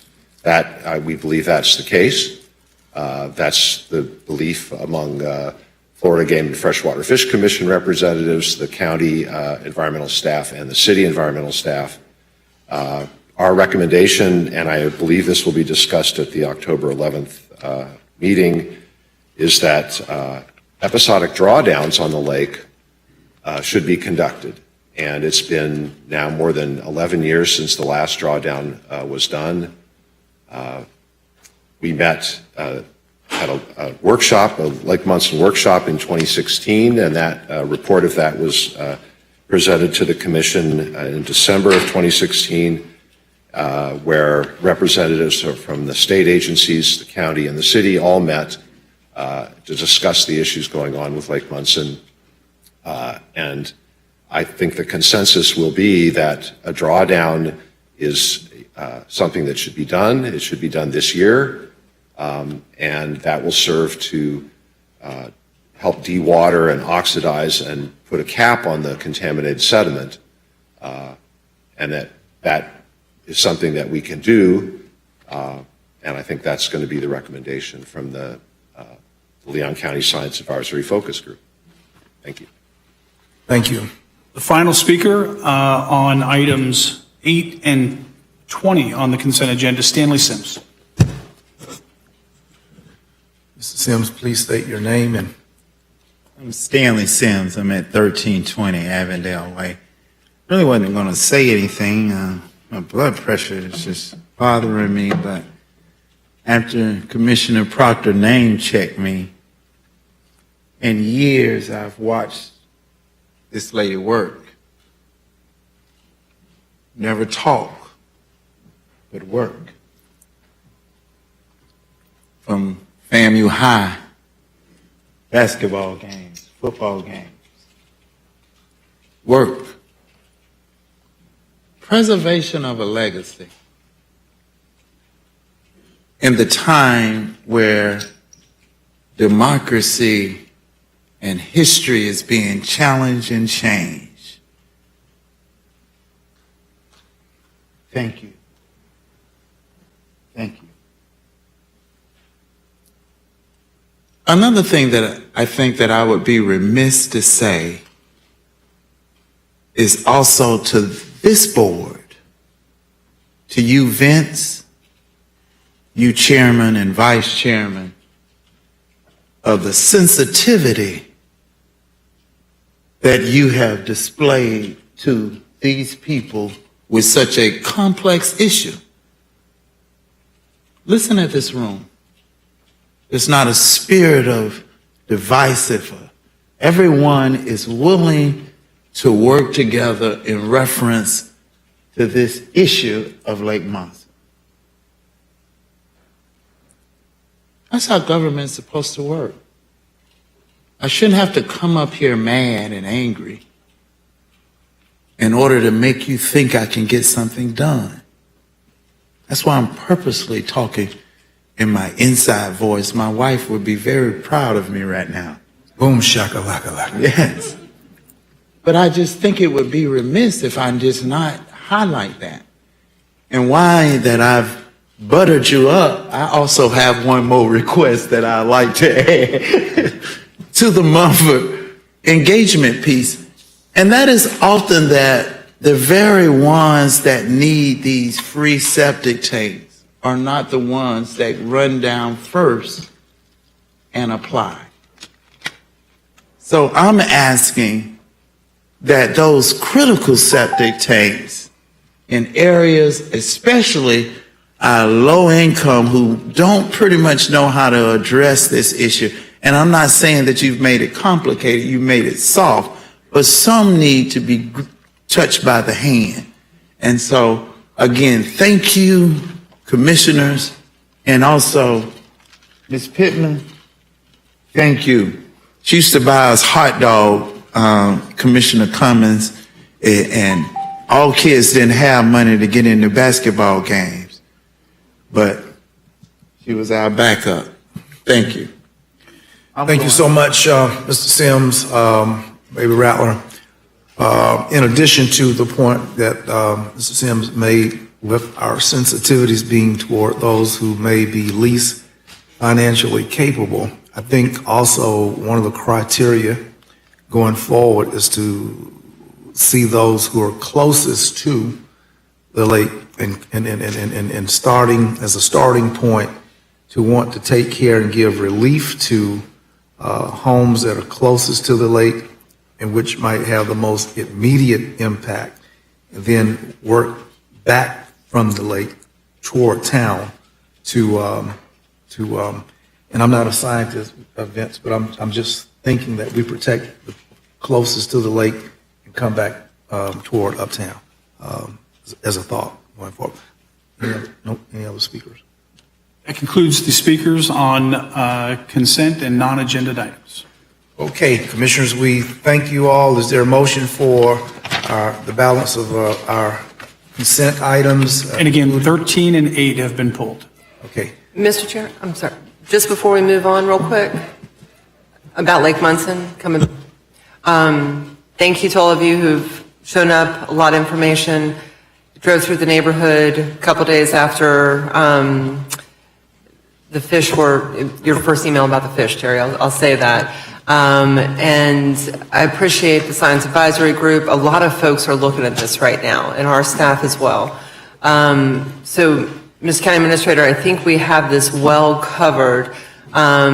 There have been a few other suggestions, I guess, and that's what the item on the 11th is going to unpack, right? Not just the suggestions from Mr. Epstein, Mr. Ryan, but other technologies, because I think you said it, ma'am, it's hard to know. I mean, for non-scientists, there's a lot of different ideas here, and we've been working on this for a long time. So we're going to be able to look at each one of those in that agenda item. Is that correct? Similar to the memo, but also the other information. Is that right? That's correct. Okay.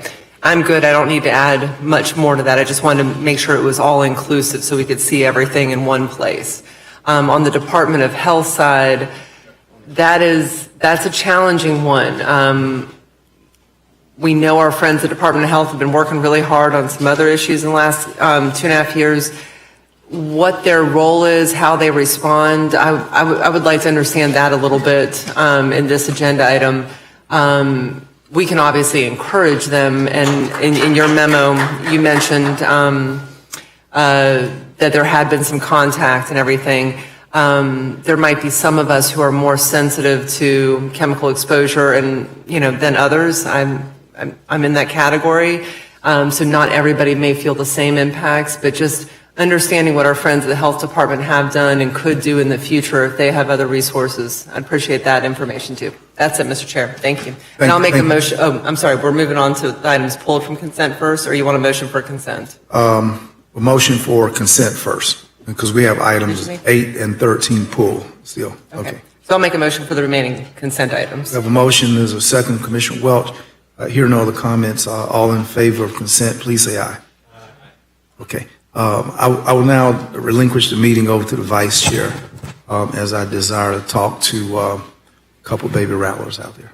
Thank you. So we're going to start with item number 8. Mr. Chairman, I pulled this item not knowing that Ms. Pittman, not knowing that Ms. Harpool was going to be here. Okay. And I wanted to harp on Representative Meek, but I think I brought my picture out, my pom-poms and all like that, and I've already said my piece. So I move adoption of this item. Motion been made to approve item number 8, made by Chairman Proctor, seconded by Commissioner Dozier. To the family, we thank you so much for the contributions that Congresswoman Meek has made to this area and who she's been for us, and take much pleasure in improving this segment of road after her. All those in favor indicate by saying aye. Aye. Any opposed? Motion carried without exception. Thank you so much. Item number 13.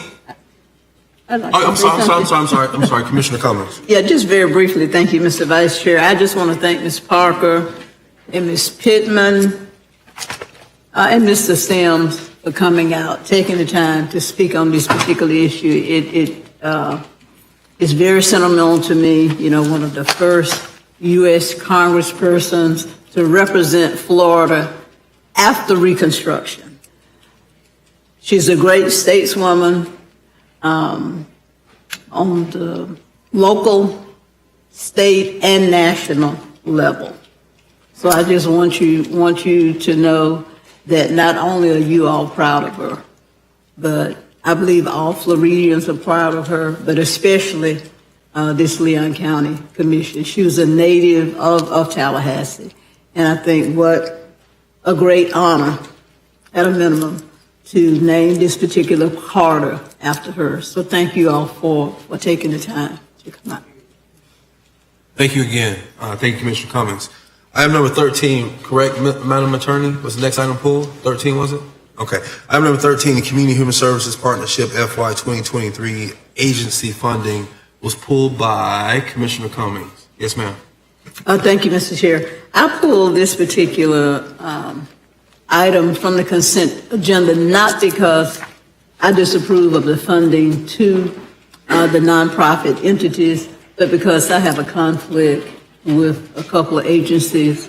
There's one nonprofit entity that I provide legal advice to and representation, and there's another nonprofit on the list that I'm a member of the board as well. So because of that, I will recuse myself from voting on item 13. Thank you. So, that's appropriate, Madam. Is there a motion for approval?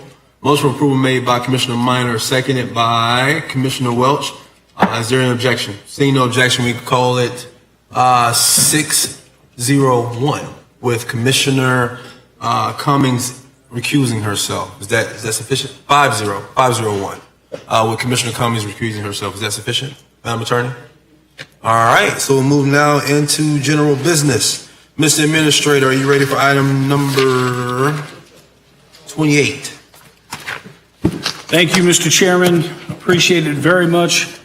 Commissioners, it's the time of year you all have been waiting for all year long. I know that. This item before you tonight, Commissioners, item number 28, seeks your acceptance of the 2022 Leon County Annual Report. As you know, this is an item that I bring to you this time each year as required by Florida statutes.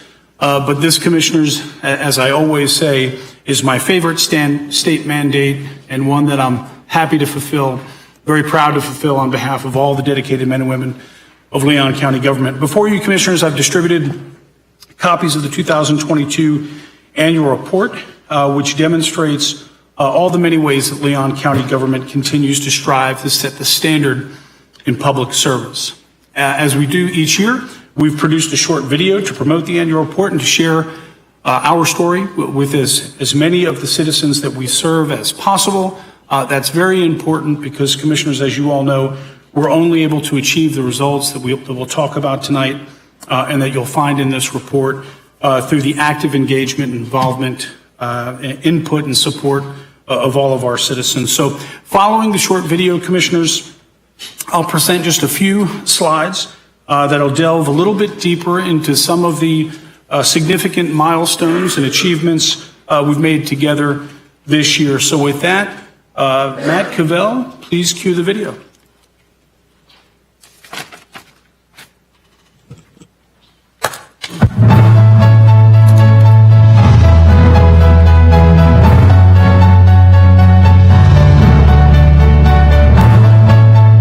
In 2022, Leon County continued to make great progress and serve our citizens amidst seemingly endless challenges, all while striving to set the standard for performance, fiscal stewardship, and best practices for local governments everywhere.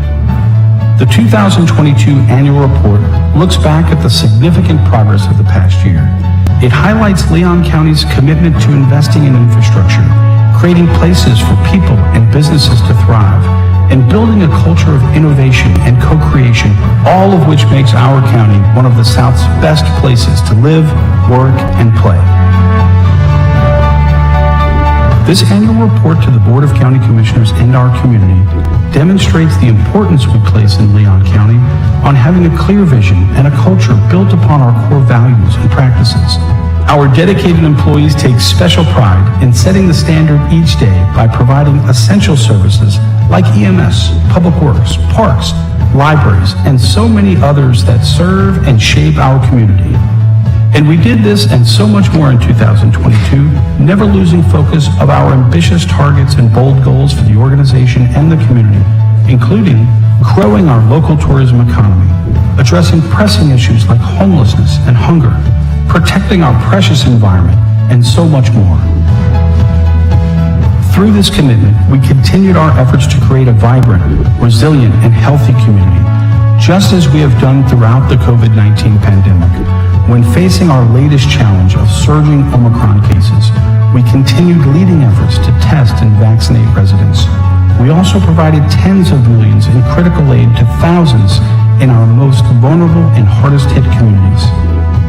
While addressing the critical needs of this time, we remain focused on executing our long-term strategy of building and diversifying our local economy by landing Amazon.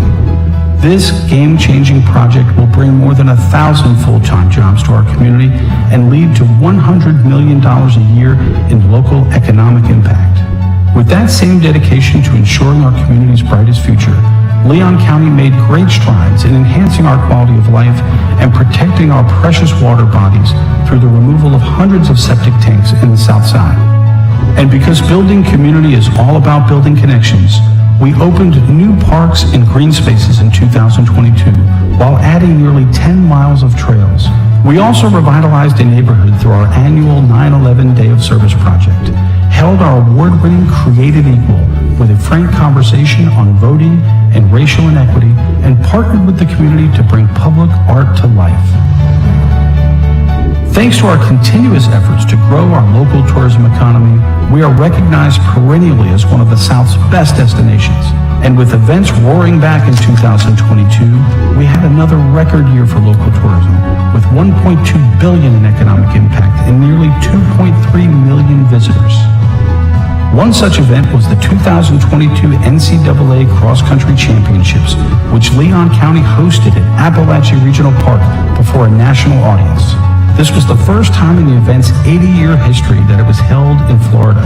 And because we created the premier venue for cross country in the nation, our finish line is nowhere in sight, as we were selected and are now preparing to host the World Cross Country Championships in 2026. Due to results like these, in 2022, our dedicated county employees received dozens of state, national, and even international awards for exceptional public service and leadership. These efforts not only continue to make our community even better, but they have also been key to keeping Leon County among the most efficient and affordable counties anywhere. As we look ahead, we know we will continue to face the same challenges of communities everywhere else. But at Leon County, we remain committed to listening to the people we serve, addressing the challenges we face together, and striving to be a place like nowhere else.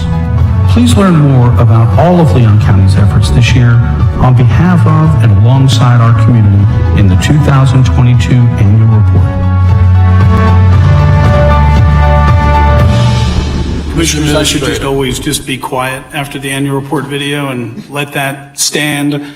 But as I mentioned to you, I'm going to dig just a little bit further down on a couple of these significant milestones. And again, the community and of course the commission can find much greater detail in again, nearly our 80-page annual report. And like I mentioned, this is always a hard act to follow. But again, just a few highlights that'll again just scratch the surface. But commissioners, as you saw from the video, again, it's been another busy year in Leon County, and hitting the highlights again is not an easy thing to do. But as I've said before, it's important to consider as we highlight the achievements of the county. These things don't just happen.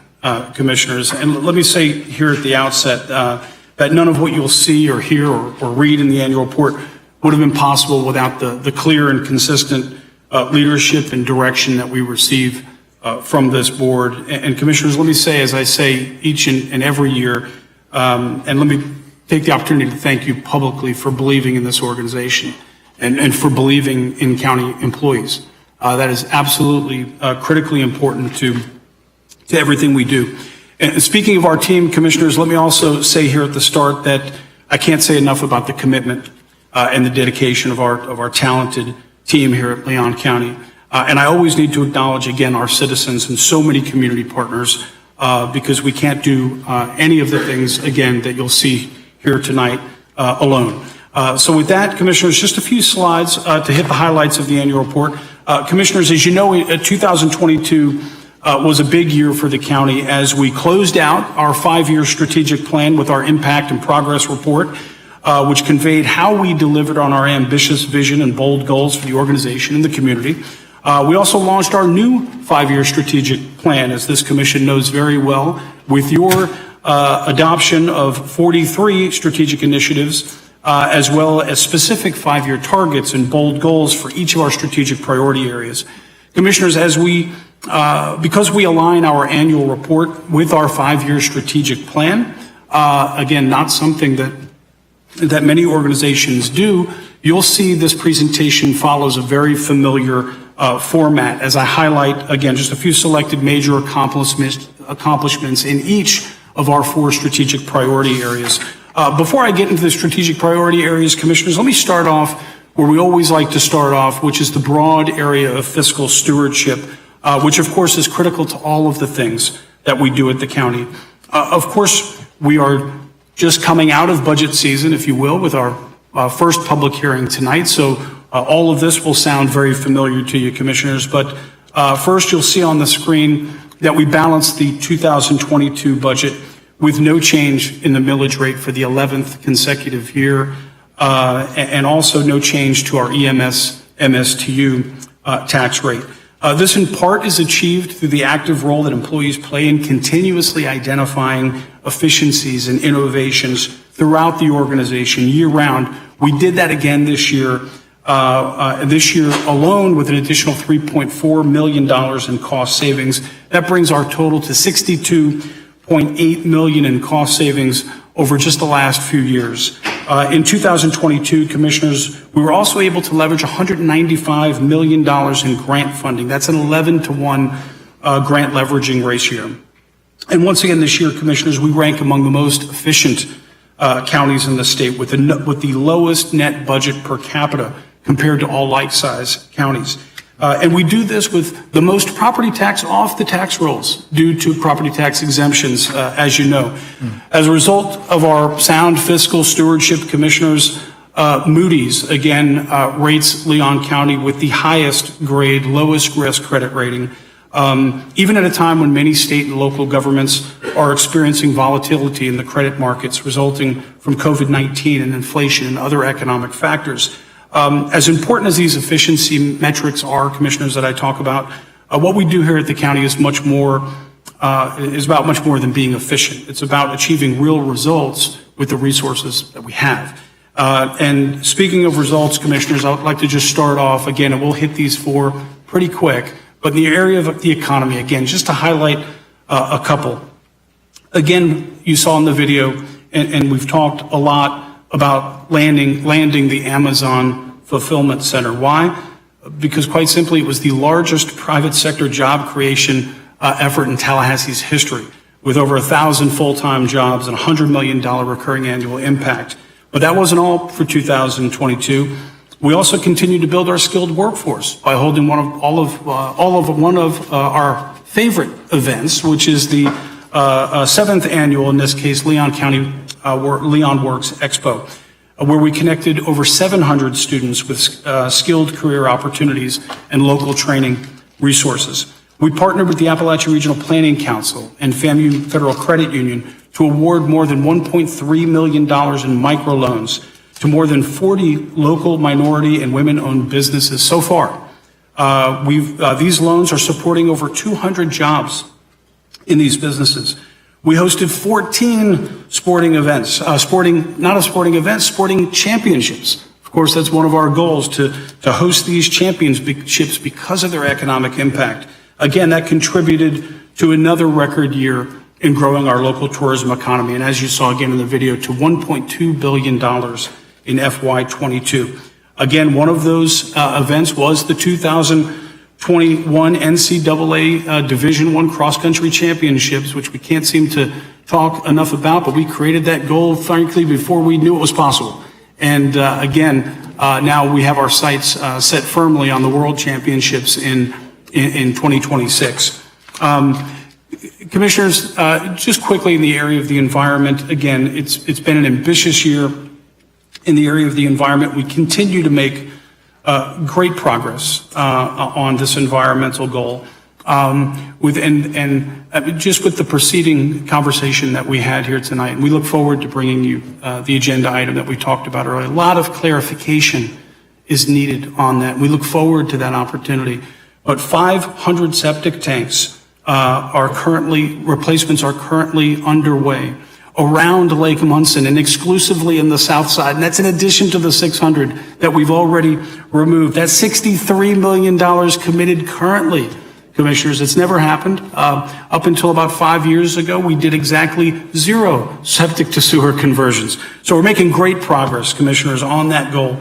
And again, we look forward to bringing that back to you. But that's, again, Commissioners, we charged ahead, pun intended, with our electric vehicle readiness ordinance, which will build out our EV infrastructure into the future. You did that in 2022, and we advanced our Leon County's energy conservation measures through the completion of $17 million in energy-efficient capital projects, which will yield significant returns on investment in terms of both emissions reductions and millions in recurring savings due to utility costs. Commissioners, we also implemented our building sustainability policy for all county buildings. And finally, we opened a new centrally located hazardous household waste drop-off center at the Public Works Complex, which has expanded access to meet the rising needs of hazardous household waste, as demonstrated by the county's diversion of 500,000 pounds of waste, which is an increase of 125,000 pounds in just over the last year. Moving, Commissioners, right along with the area of quality of life, again, just hitting a couple of highlights. To start off, we hosted the Breaking Bread Together series, a major initiative of this board, engaging hundreds of citizens in neighborhoods with the highest food insecurity rates. At your direction and through an unprecedented level of engagement, the county and community partners came together and identified collaborative solutions to reducing food insecurity in our community. And as you know, the budget, FY23 budget reflects that commitment. We also levied over $10 million, Commissioners, in 2022 of additional federal relief funds to address our continuing response efforts to COVID-related recovery needs within our community. This is in addition, Commissioners, to $142 million in relief leverage to date to support our response. Also, Commissioners, we partnered with KCCI with our fully booked placemaking project at the Eastside Branch Library. This offers a unique literary experience, again, with new trails and storybook-themed benches and hammock gardens and art installations, just an all-around exciting thing, but it aligns so well with something else, something even bigger that we kicked off in 2022, which is our Essential Libraries Initiative. We also partnered, Commissioners, with the Sheriff's Office in creating the Council on the Status of Men and Boys to lead actionable solutions in addressing causes of crime and violence among at-risk males, which will, Commissioners, support broader livability, safety, and wellness efforts in our community. And finally, we continue to enhance our local recreational offerings. Again, as you saw there, Commissioners, with the opening of 2 new parks, nearly 10 miles of walking trails, a new baseball field, a skatable art park, an ADA accessible playground, and so much more. And again, Commissioners, that only begins to address our progress made in this very broad category of quality of life, which brings me to my last section, Commissioners, again, in the order of your strategic priorities, our strategic priority of governance. We continued our organization-wide efforts, Commissioners, of course, in 2022, to set the standard in public service, which you know is our constant goal at Leon County. Just a couple of things. This year, Commissioners, we launched the Text to Inspect service, allowing contractors to coordinate building inspections and obtain inspection results via text. It's just one of the many ways that we're leveraging technology to deliver a more convenient, customer-oriented experience for all of our citizens. We also hosted our 2022 Leads Listening Sessions. We do this, Commissioners, you know, every couple of years. We invite our customers in all of our divisions across the county to talk to us, and we engaged nearly 300 stakeholders, brought them into our offices, talked about what we're doing right, what we're doing wrong, where we can do better, and we identified 89 actionable recommendations to continue improving the way that we deliver services, again, across the spectrum of services in the county. We did that this year. This year we grew our social media reach. You know, Matt and his shop at CMR are always doing that. Our social media reach, they tell me now, is 120,000 followers across all platforms, more than doubling our social media reach from this time last year.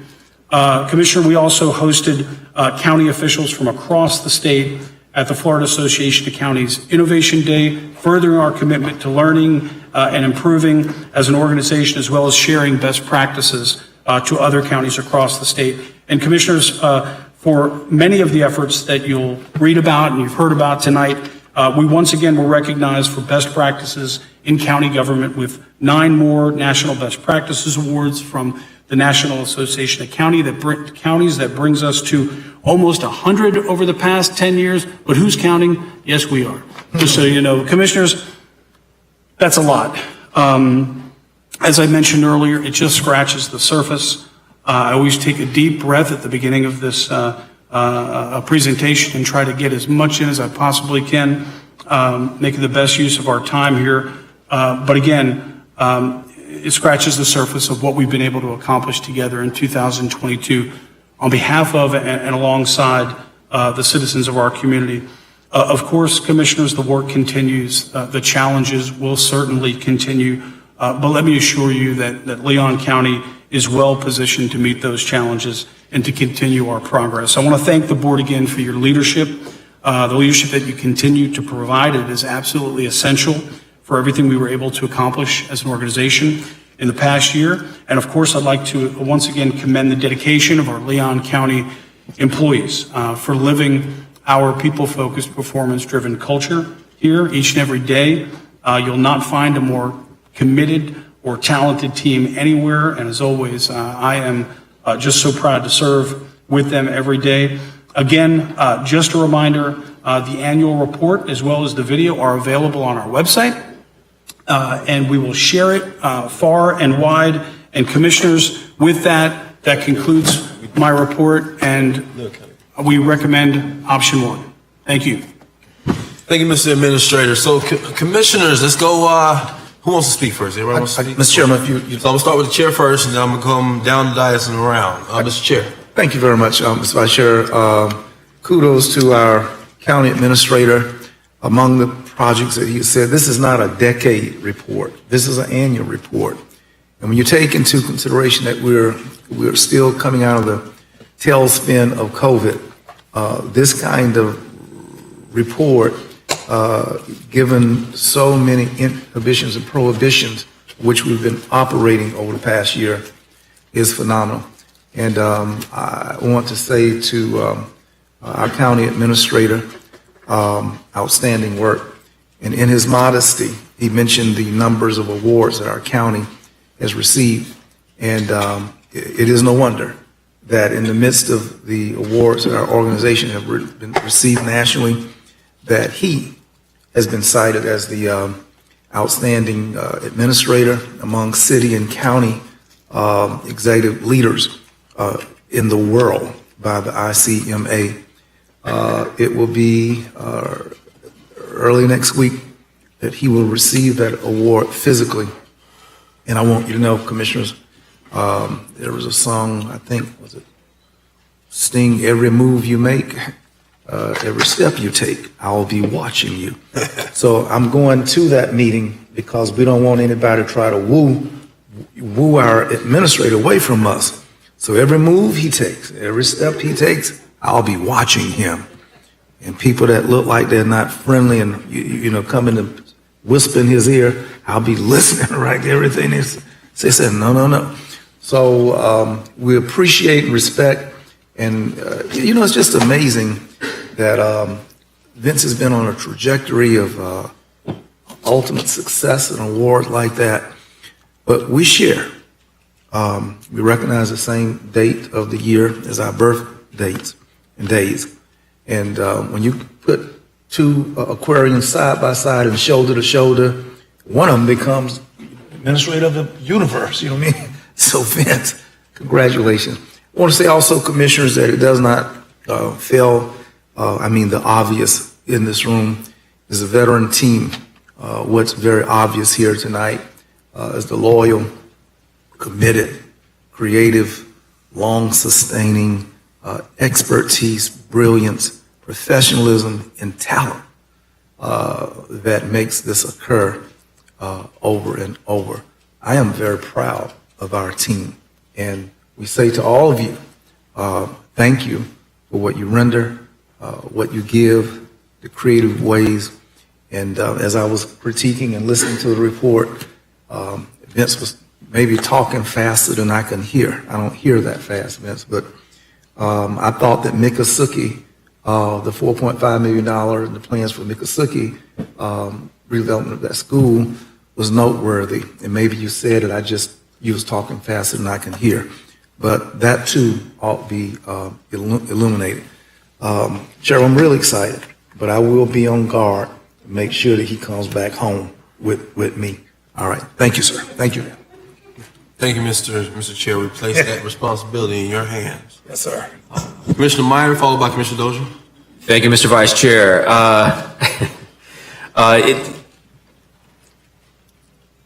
We continually hear about how incredible the Leon County efforts are, and I think I've said this before, you win the championship year after year after year. You might think that it maybe takes some of the feel of it away, but it really doesn't. I'm just, I've been on the county commission now for 4 years. I think I'm starting to figure out how it works. I'm just grateful to be part of this Leon County team. And by that, I mean my colleagues, all of you here on the county commission, but I also mean the county administrator, his leadership team, Chastity, the county attorney's office, our community partners, of which there are there are an incredible number of partners that we work with constantly to make this community better. The county staff, just last week I heard twice, and I hear it very frequently, how amazing everyone that works at the county is, how professional we are, how much we are part of this community, and how much we convey to people how much we care about this community and our neighborhoods, and about how well we all serve this community. I hear that all the time. And then, of course, lastly, but definitely not least, is the community itself. For people out there that might be listening and watching right now, you all make this possible. You pay attention to what this county does. You get involved. You let us know what is important to you, and everything that you do helps make all of this possible. So, the older you get, the more you realize that the relationships that you have with people are really what amount to the quality of your life, and how we all help each other and prop each other up. And the older I get, the more I realize that's exactly what it's all about. And Leon County has that in spades. And by Leon County, I mean all of us, the community, our partners. It all works really well. I'm grateful to be part of this Leon County team. It's been an incredible year, and I'm looking forward to the next year and then the 5 throughout this strategic planning cycle. We've got some really great goals that we're shooting for, and there's no one else other than this whole team here I'd rather be with to work on accomplishing those objectives. Thank you very much, Mr. Vice Chair. Thank you, Commissioner Dozier. Thank you, Mr. Vice Chair. So I'm going to start by saying great job on the video and the report. We talk about the accomplishments a lot, but just really want to give a shout out to the presentation. Y'all have stepped it up as always. And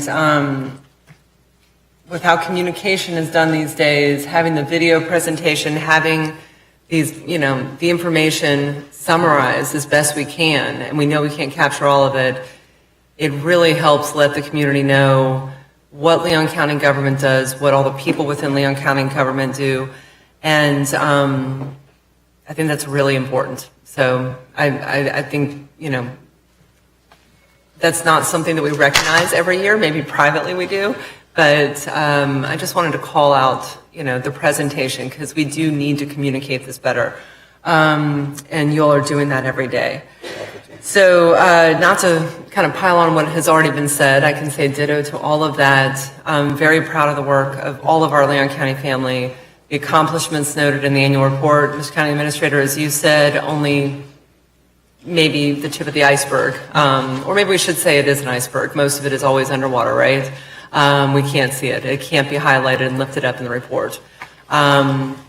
I think what this report also does is remind all of us, remind the community how much the county does. And after nearly 12 years sitting up here, this is one of my last 2 commission meetings. So you might hear this a bit more in the next couple months, because I'm doing a lot of reflecting these days to see the arc of what this government has done, and we are but part of that, an essential part for the board and for a public entity. But what this county government has done and every individual over these years is truly remarkable.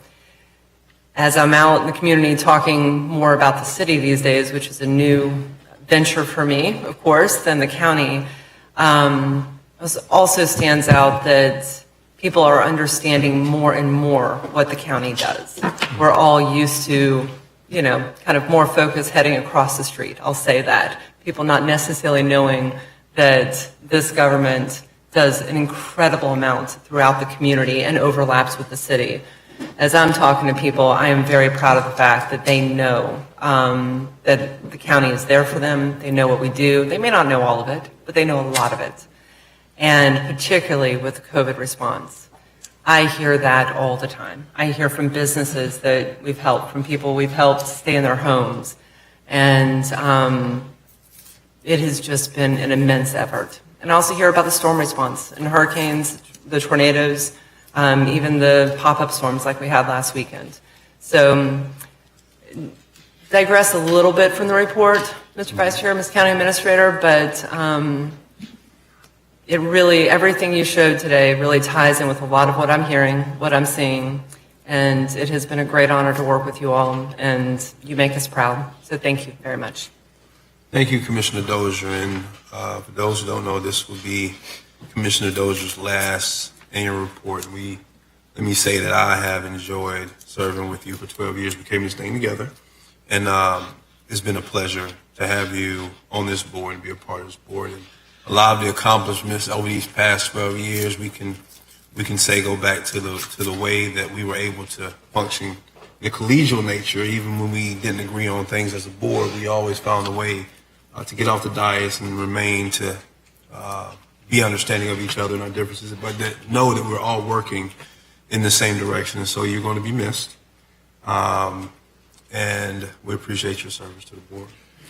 So, Commissioner Welch, Commissioner... Mr. Vice Chairman, we got to just tell Commissioner Dozier that she can't take any of the county's notes and use as a cheat sheet in future travels and leave all White House documents in the White House. Yes, sir. Commissioner Welch, Commissioner Cummings, you guys are in between us and dinner. Commissioner Welch? Yes, thank you, Mr. Vice Chair, and it's interesting to be in the crossfire there of that interesting interaction.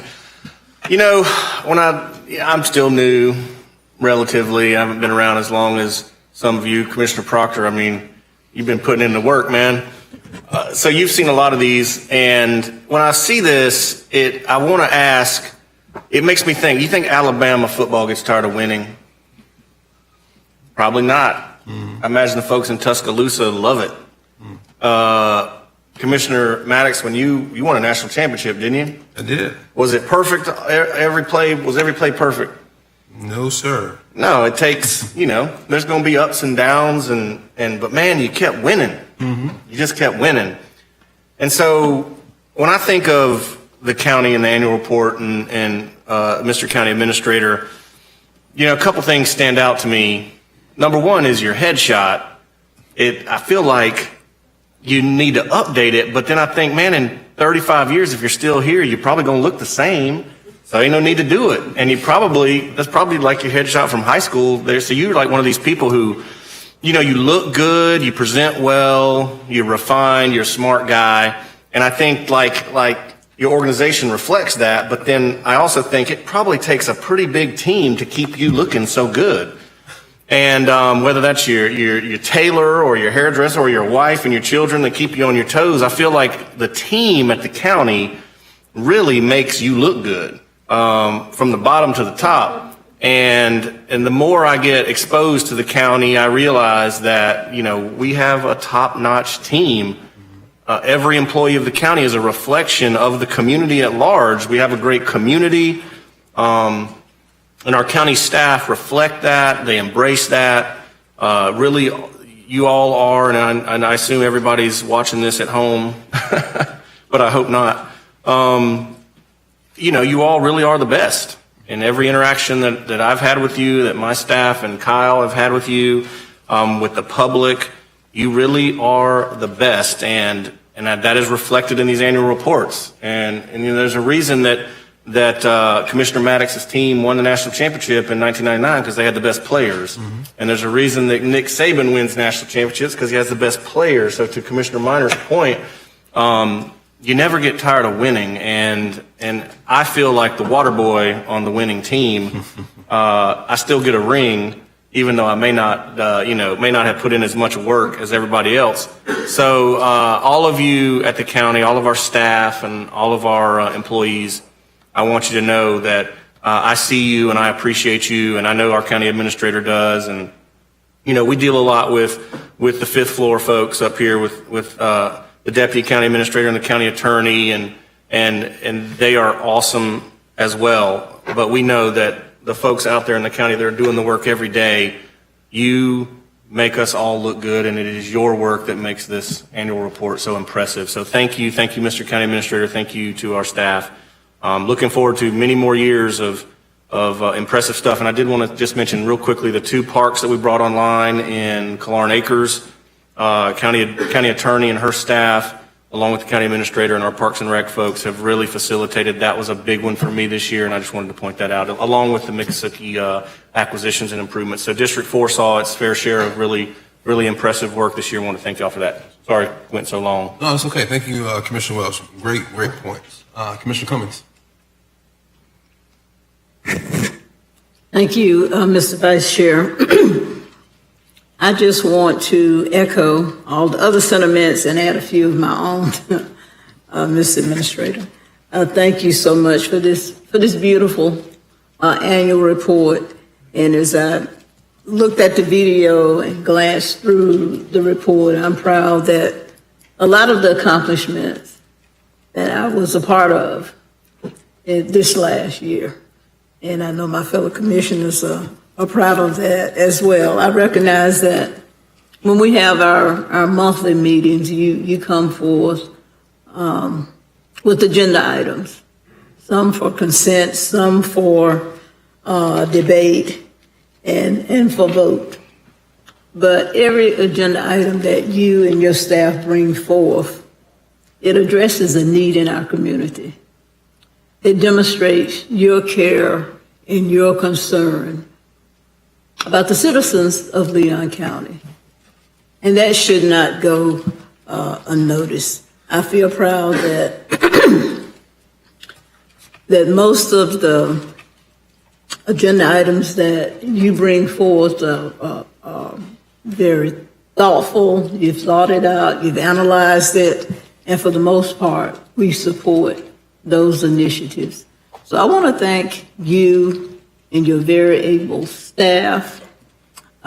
You have the ability to choose and hire very able individuals, and in turn, they make you look good. You look good. They look good. And vis-a-vis, we have this beautiful annual report. And it's no wonder that you have been recognized as the top CFO of county and city government. And I want to commend Chairman Proctor for going along as your armor bearer to make sure you to make sure you're not snatched away by some other governmental entity. But I want you to recognize that we don't take you for granted. We know that you put in long hours, you and Alan. We know you all worked hand in hand, and we respect you for that. And your hard work makes the county look good. It makes us look good.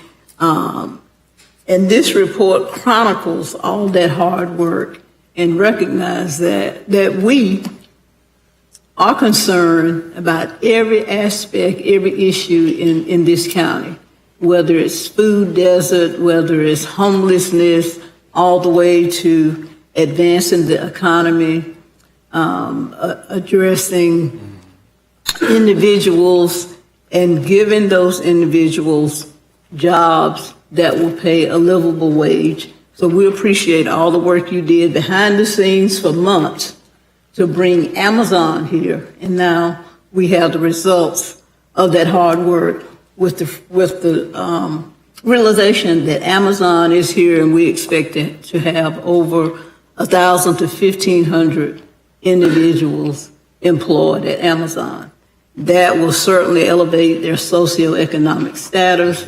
That will add to the benefit of their families being able to receive education, being able to purchase a home. And we know that purchasing a home is basically the bedrock of elevating ourselves in this society, in this economy. So it all boils down to care and concern for the citizens of Leon County. And you do it well, your staff do it well. So I just want to commend you for the hard work, for the beautiful annual brochure that you have prepared for us. And I wish you Godspeed, and we hope that when you go to receive your award next week, that you will be coming back with in mind that you will continue the great service that you provide for the citizens of Leon County. So thank you, congratulations.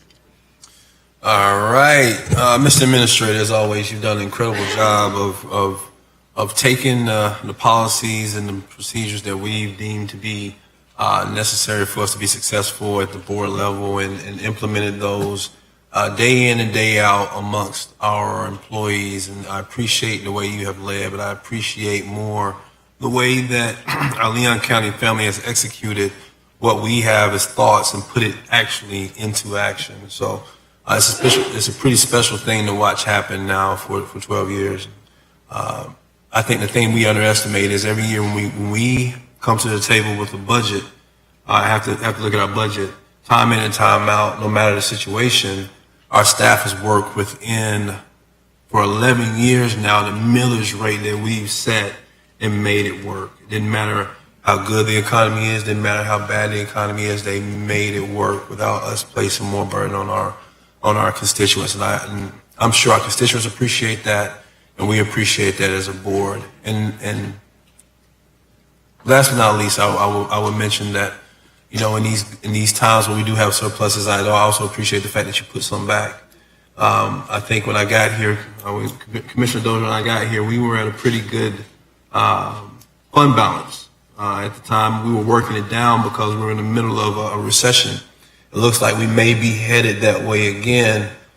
But what Commissioner Dozier and I didn't have the pleasure of being a part of was during those good years through 2007, 2008, how the board, how staff did not overspend, didn't get too excited about that money and create expenses that later on we wouldn't be able to suffice, or we would have had to look at raising the millage. And so I know next year, which nobody knows what's going to happen, but they are predicting a pretty hefty recession coming, that I have confidence that staff will allow us to be able to use that fund balance that we've built over time through your good solid fiscal planning, and not have to look at a raise in millage rate. So it would be a 12th year that we actually go through that exercise. And so one more time, just congratulations, Vince. And a lot of times we give Vince all the credit, we tell him thank you, but we very often, very little do we actually look over to our county attorney and say thank you.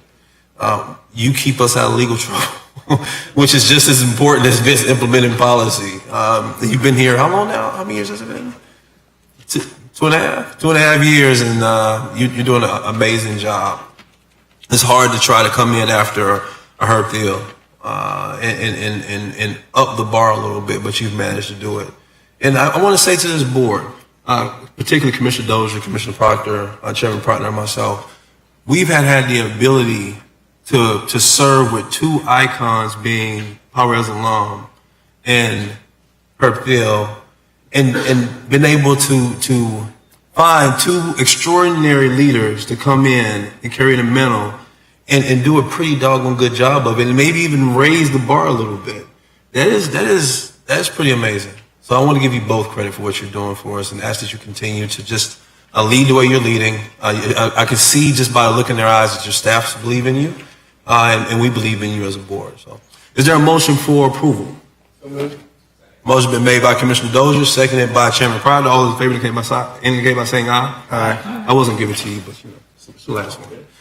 Any opposed? Motion carries 6-0. Before we go to lunch, I want to do one quick thing, and then we're going to go to dinner. We received a letter from Brenda Williams from the Housing Authority that they're a little bit of a shortfall, and I believe we may have some funds that could help them. What I'm going to ask Mr. Administrator, and I want to know if you need a motion for this, is that next week in our budget discussions that you look at if we could cover whatever shortfalls they have to bring them home so they can start on the Orange Avenue apartment redevelopment redevelopment project. Would that, you need a motion and a second for that?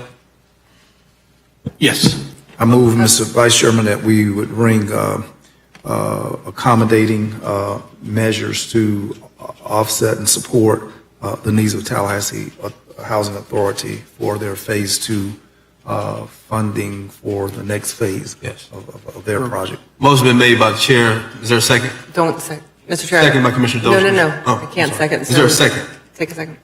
I'll second. Commissioner Dozier. Thank you, Mr. Chair. I will need to recuse myself from this vote, and if the county administrator, if you would make this a separate item for next week's discussion so that I may vote. I don't know if that's possible to make it a separate discussion item, so I may vote on the rest of the budget. Yes, my understanding, this would be coming back as a separate agenda item. Yes, Thank separate you. agenda item. Okay, so Madam County Attorney, I guess we'll get the language right next week. I believe this is a direct conflict because family members are involved with the business who's the contractor, who's been awarded the contract for this. Importantly to note, when we took a vote last September, there was no contract at that time. So I did take that one vote, but if you'll remember, I recused myself in February, and will do so anytime that Orange Avenue comes up for discussion. And I'll recuse myself from the conversation as well. Thank you, Commissioner Dozier. Any other comment? All in favor of the motion, will indicate by saying aye. Aye. Any opposed? Motion carries 5-0-1 with Commissioner Dozier recusing herself. I tell you what, anything else from commissioners? Seeing none, we are in recess until 6 o'clock.